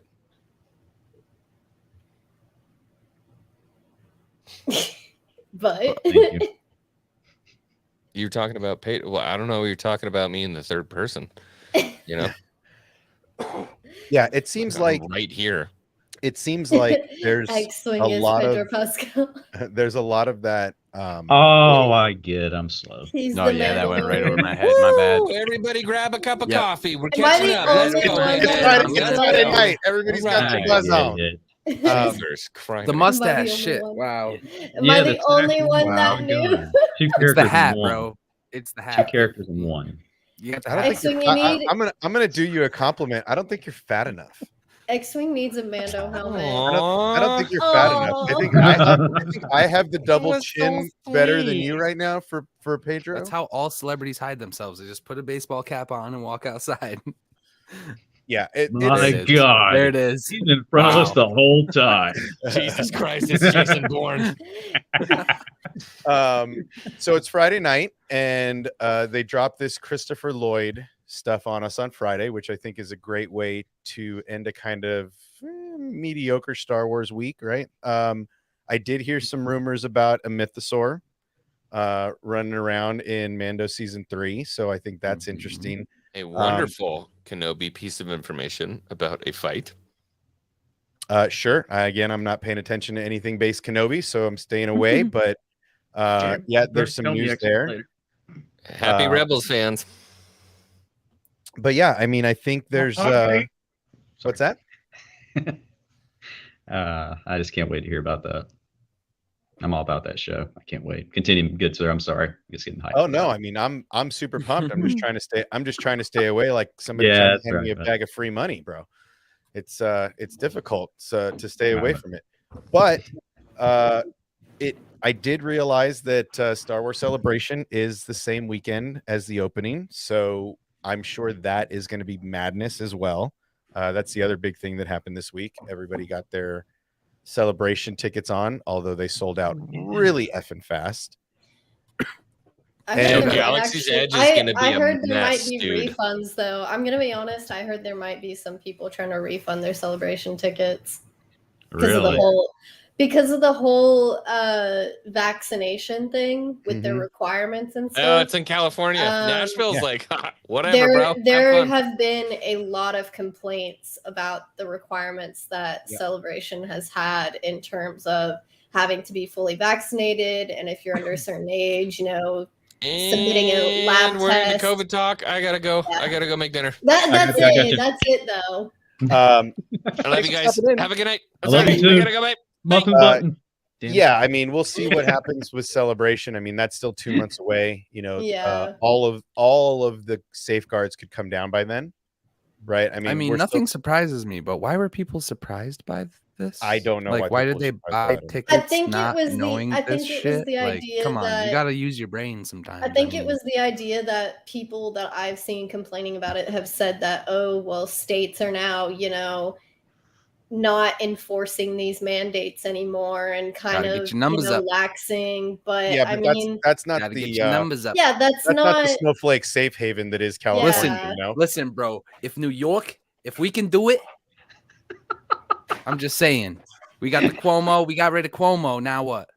Look, dude, there's no man. I'm in Vegas, bro. There's no mandate here, and all of y'all come here with Let's all just your pick the whole infections, event so no up and worries. move it to Vegas. I mean, like, I'm in Texas. I'm not gonna lie. I got vaccinated, but yes, you could still potentially get COVID. It's just not going to be as much of an increased risk. Well, all I got things, Mirakuru going through me. I'm good. And I mean, it's not. To me, I'm it using the wasn't really Schwartz. a surprise that they would require Sold. this stuff. Yeah. So for people to come out here acting surprised, I mean, It's if you like don't if want to they go, held it- don't go. It's like if Well, they and- held it in Universal in Florida and they didn't require it. Are you Well, going I to mean, be that's- surprised? No. yeah, I mean, look, the other side of the coin is Florida's going to Florida. you're going to be at Disney, right? Because you're going to be like Galaxy's Edge, like X-Wing was saying right before he left. Galaxy's Edge is going to be a mess. Yeah. We're going to try to go before the convention, like the Tuesday or Wednesday before the convention. Mhm. Ooh. Yeah. But at the same time, look, it's California. They're always going to be the most safeguarded because of the way that their state is set up and the voting that goes on in that state and the leadership. But again, that's 2 months away. Yeah. That's 60 days away. We can literally, the whole thing could go into dust and we might not need it. It might change. They might send an announcement. So everybody getting upset now and selling their tickets right away. Number one, bad idea. Hold out because them things are going to be worth their weight in gold come May. So don't sell. If you want to sell to me. I'll buy them for book value. If you're really that upset, Give me one. call me and I'll buy them from you. Guys, and then- Sheev has tickets too. And then If Oh, you know no. Sheev, his story is hilarious. And then I'll buy your return tickets at fair market value, and you don't have to go to Celebration, and I'll give them to Lainey. So, Probably. Oh. yeah, I look, if that's your breaking point when we're still 2 months away and you're going to sell your tickets today, cool, sell them, get rid of them, lose money, or you're probably going to make a couple bucks because I think the Jedi Night passes are like $4,000 right now. So, Yeah. Especially because it's like the idea that they haven't had Celebration in what, like 3 years? Ah, Like yeah, 3 to 4 everyone knows. years. And now Yeah. that it's coming back, it's like, of course they're gonna have these extra steps taken because they haven't had it in so long, and they want to ensure people have a good time. And if this is your, deal breaker, well, that just sucks for you because you're missing out on something that hasn't happened in years. That's the reason I'm going. The people that were supposed to go the last time they had it and it got canceled, those are the people that, are getting the opportunity to go again. And if you're really going to say no, like, I don't want to deal with this, well, tough luck. I hate to break it to you, but this is probably going to be something that is going to happen for a little bit longer. There's no saying how much longer, but it's going to continue to happen. And this, again, we're 2 months out. The mask mandate in California could end in a month for all we know. But you sell your ticket, then they lift it. Oh, that's what I'm saying. Yeah, like that's the point. Is that's what I'm saying. If you're don't sit there and sell your ticket because you're worried about what's going on right now. Well, think about what's going to happen in the future. If you're that short-sighted, then just sell me your tickets so I can send my friends, and we'll just call it a day. Like I'm serious. Like reach out to me, the Star Wars Obsession at gmail.com. You know where I can see this? Send me an email.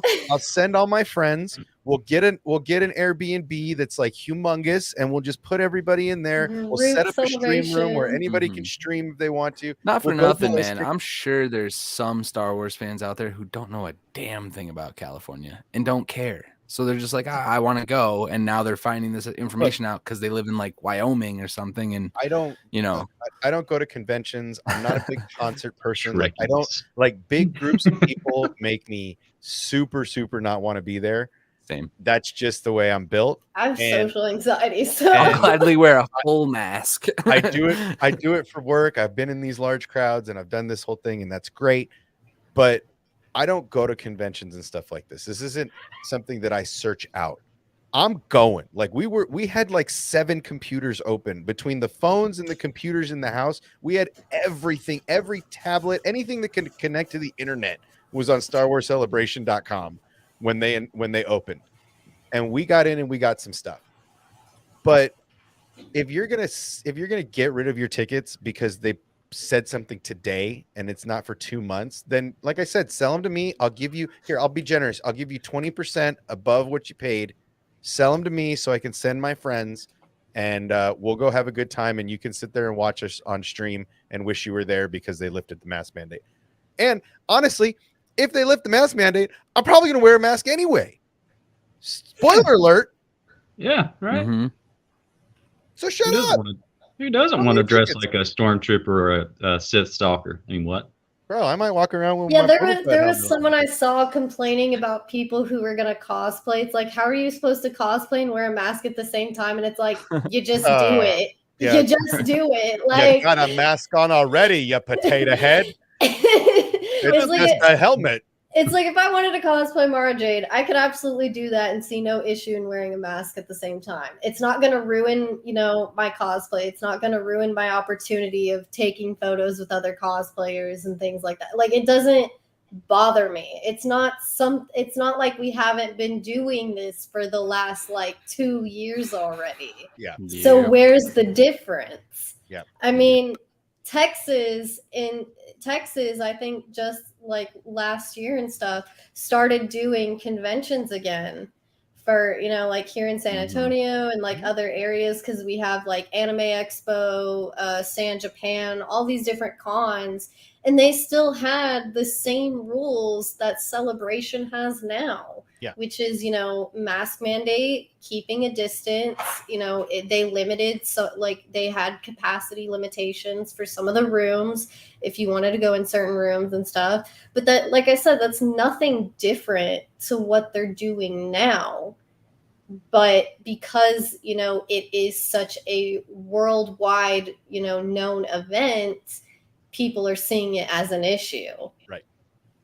Right. Well, and that's a large part of, I think, the reason why everybody's freaking out too early. It's 2 months away. I could lose 25 pounds in the next 2 months, for everybody knows, right? Like there's a lot of what ifs in the universe for 2 months forward.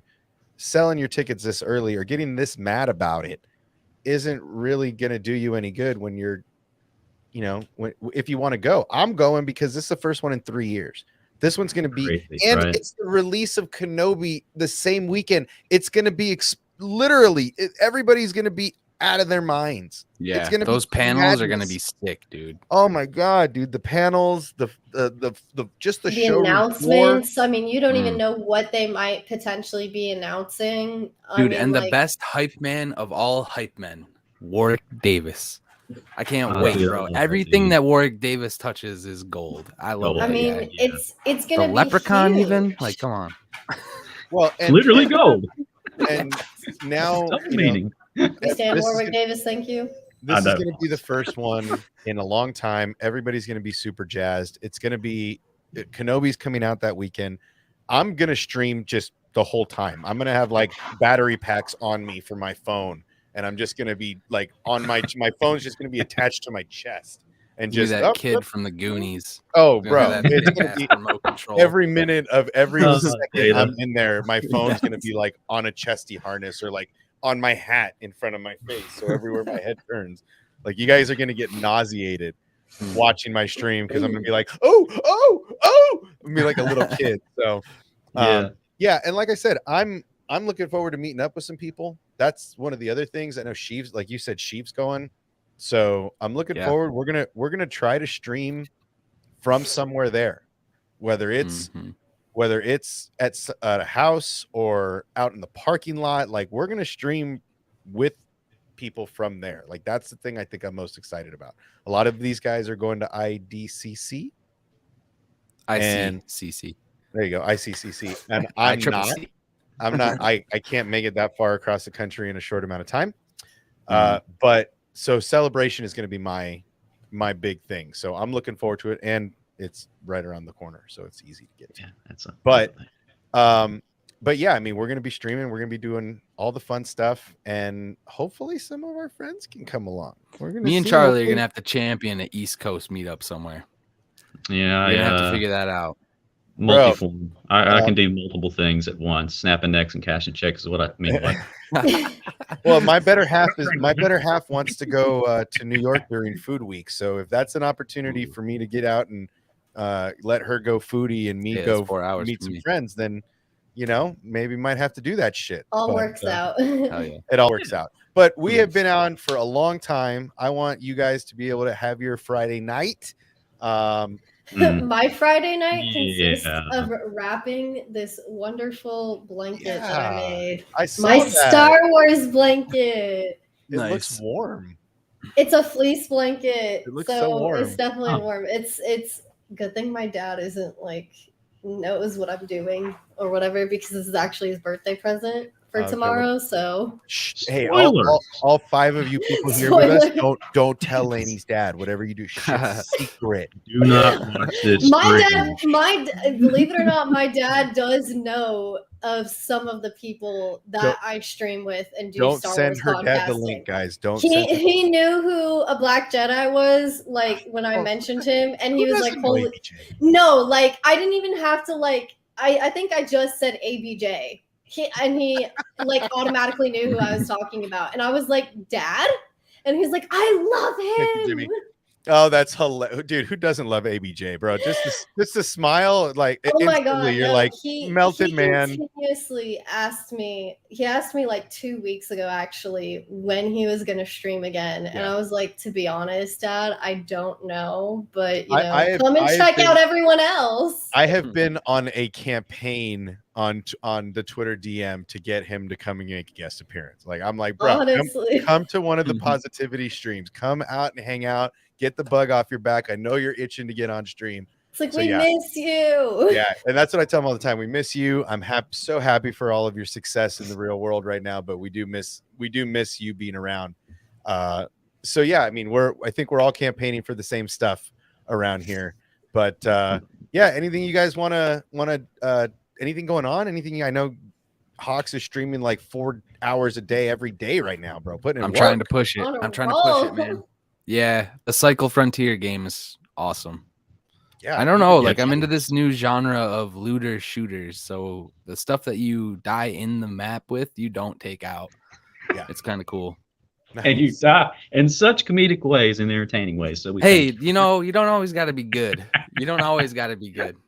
We Hey, have fun. I love it. I love watching you. I put you in the Yeah, background sometimes because it's just good Bro. entertainment. I'll be Sure. real with you. That is the best thing you could do for my channel right now is just I do. get the phone, set it over there, I do. let it I do do. its thing, bro. I appreciate Sometimes it. you're running in the background when I'm trying to create thumbnails and stuff. I'm having a good time. So Every once in a while you hear me running for my life. It's all good. Yeah. yes, we love it, bro. We love it. I can't wait till fucking VR That becomes a sounds bigger like thing so me we can on actually Alien. watch you running around the room like a crazy person. Mhm. Charlie, I know you had a lot of con stuff today, Yeah. as did I. I'm super excited. Yeah, Thank man. you again. Yeah, I got tomorrow Giancarlo Esposito for close to about 15 minutes. I'm gonna see if I can pluck his brain to see if I can get some stuff of upcoming and stuff like that and past projects that he's got. And then the week The after that- boys. yeah. Oh, right. I know. Right. Just ask him what Oh. he thinks about the line from Jocasta New and how the Force will find its vessels. I'm very Yeah, curious. I'll be sure If to he pass thinks that that his along and ask character away. We'll be Yeah, able to and be Force sensitive someday. Yeah.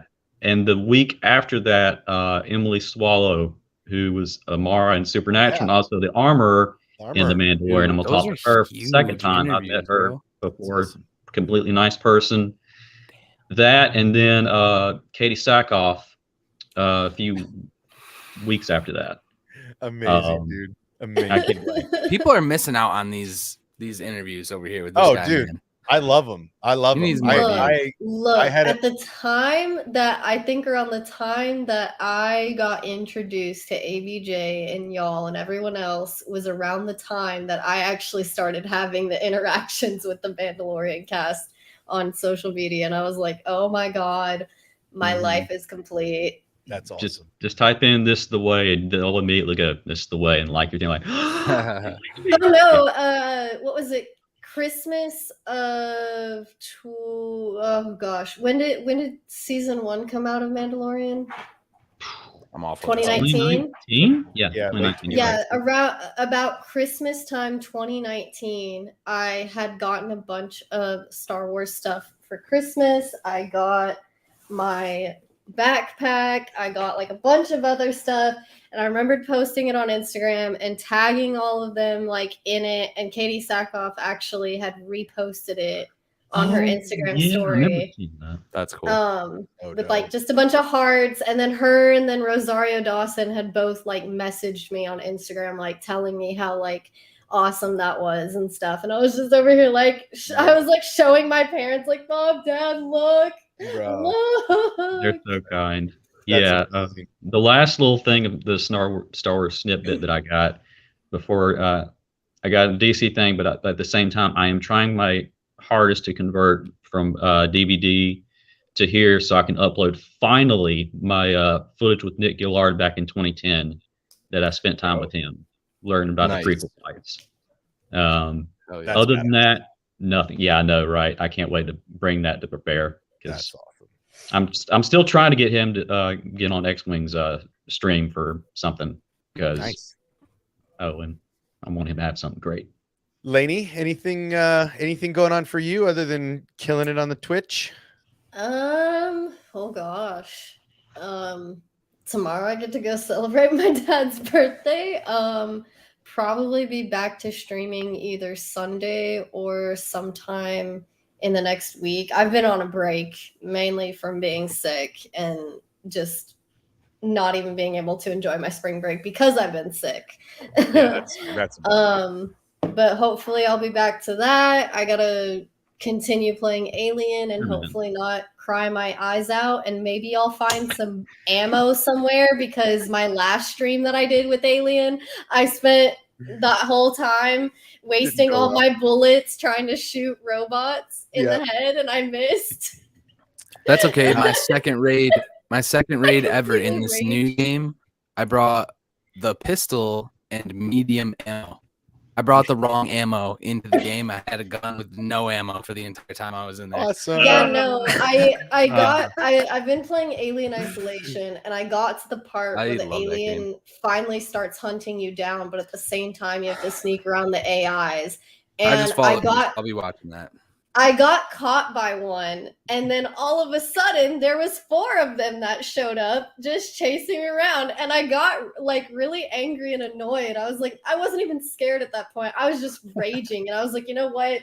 Go away. And I wasted all my bullets, so I just ran off into Neverland, like, let the alien deal with this.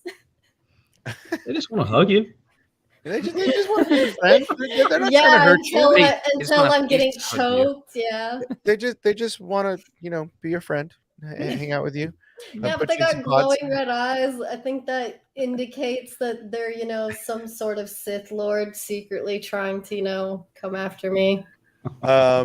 Cool. Well, I'm glad you guys got to hang out with us. Talking all kinds of craziness. It's Friday. We went nuts. We started one place, we went another. I made a thumbnail in the middle of the stream just to change it, just to throw people off. Like, hey, we're doing something different. Yeah, I'm pumped. Today I got to chat with Ashley Eckstein. I'll be cutting that video up here pretty soon. That's awesome. I'm jealous. Threw her a knuckleball. That was a lot of fun. Kind of caught her on her heels, asked her some questions she probably doesn't get a lot of. So that was a lot of fun. Thank you, Charlie. I owe that to him. Thank you very much. We appreciate you. And that's what's coming. I think I'm going to work on that tomorrow. But yeah, today was a good Friday, guys. Everybody having a good night. And anything else? Anybody want to get out there? Mm-hmm. You all rock. That's about it. Spoilers. You rock. You guys rock. Woo! As always, thank you guys for being here. Thank everybody who watched and chatted, and smash the like button on your way out. Subscribe to any of these guys that have channels, Hawks, Laney, and Charlie. And as always, may the force be with you. Please be safe and take care of your pets and love.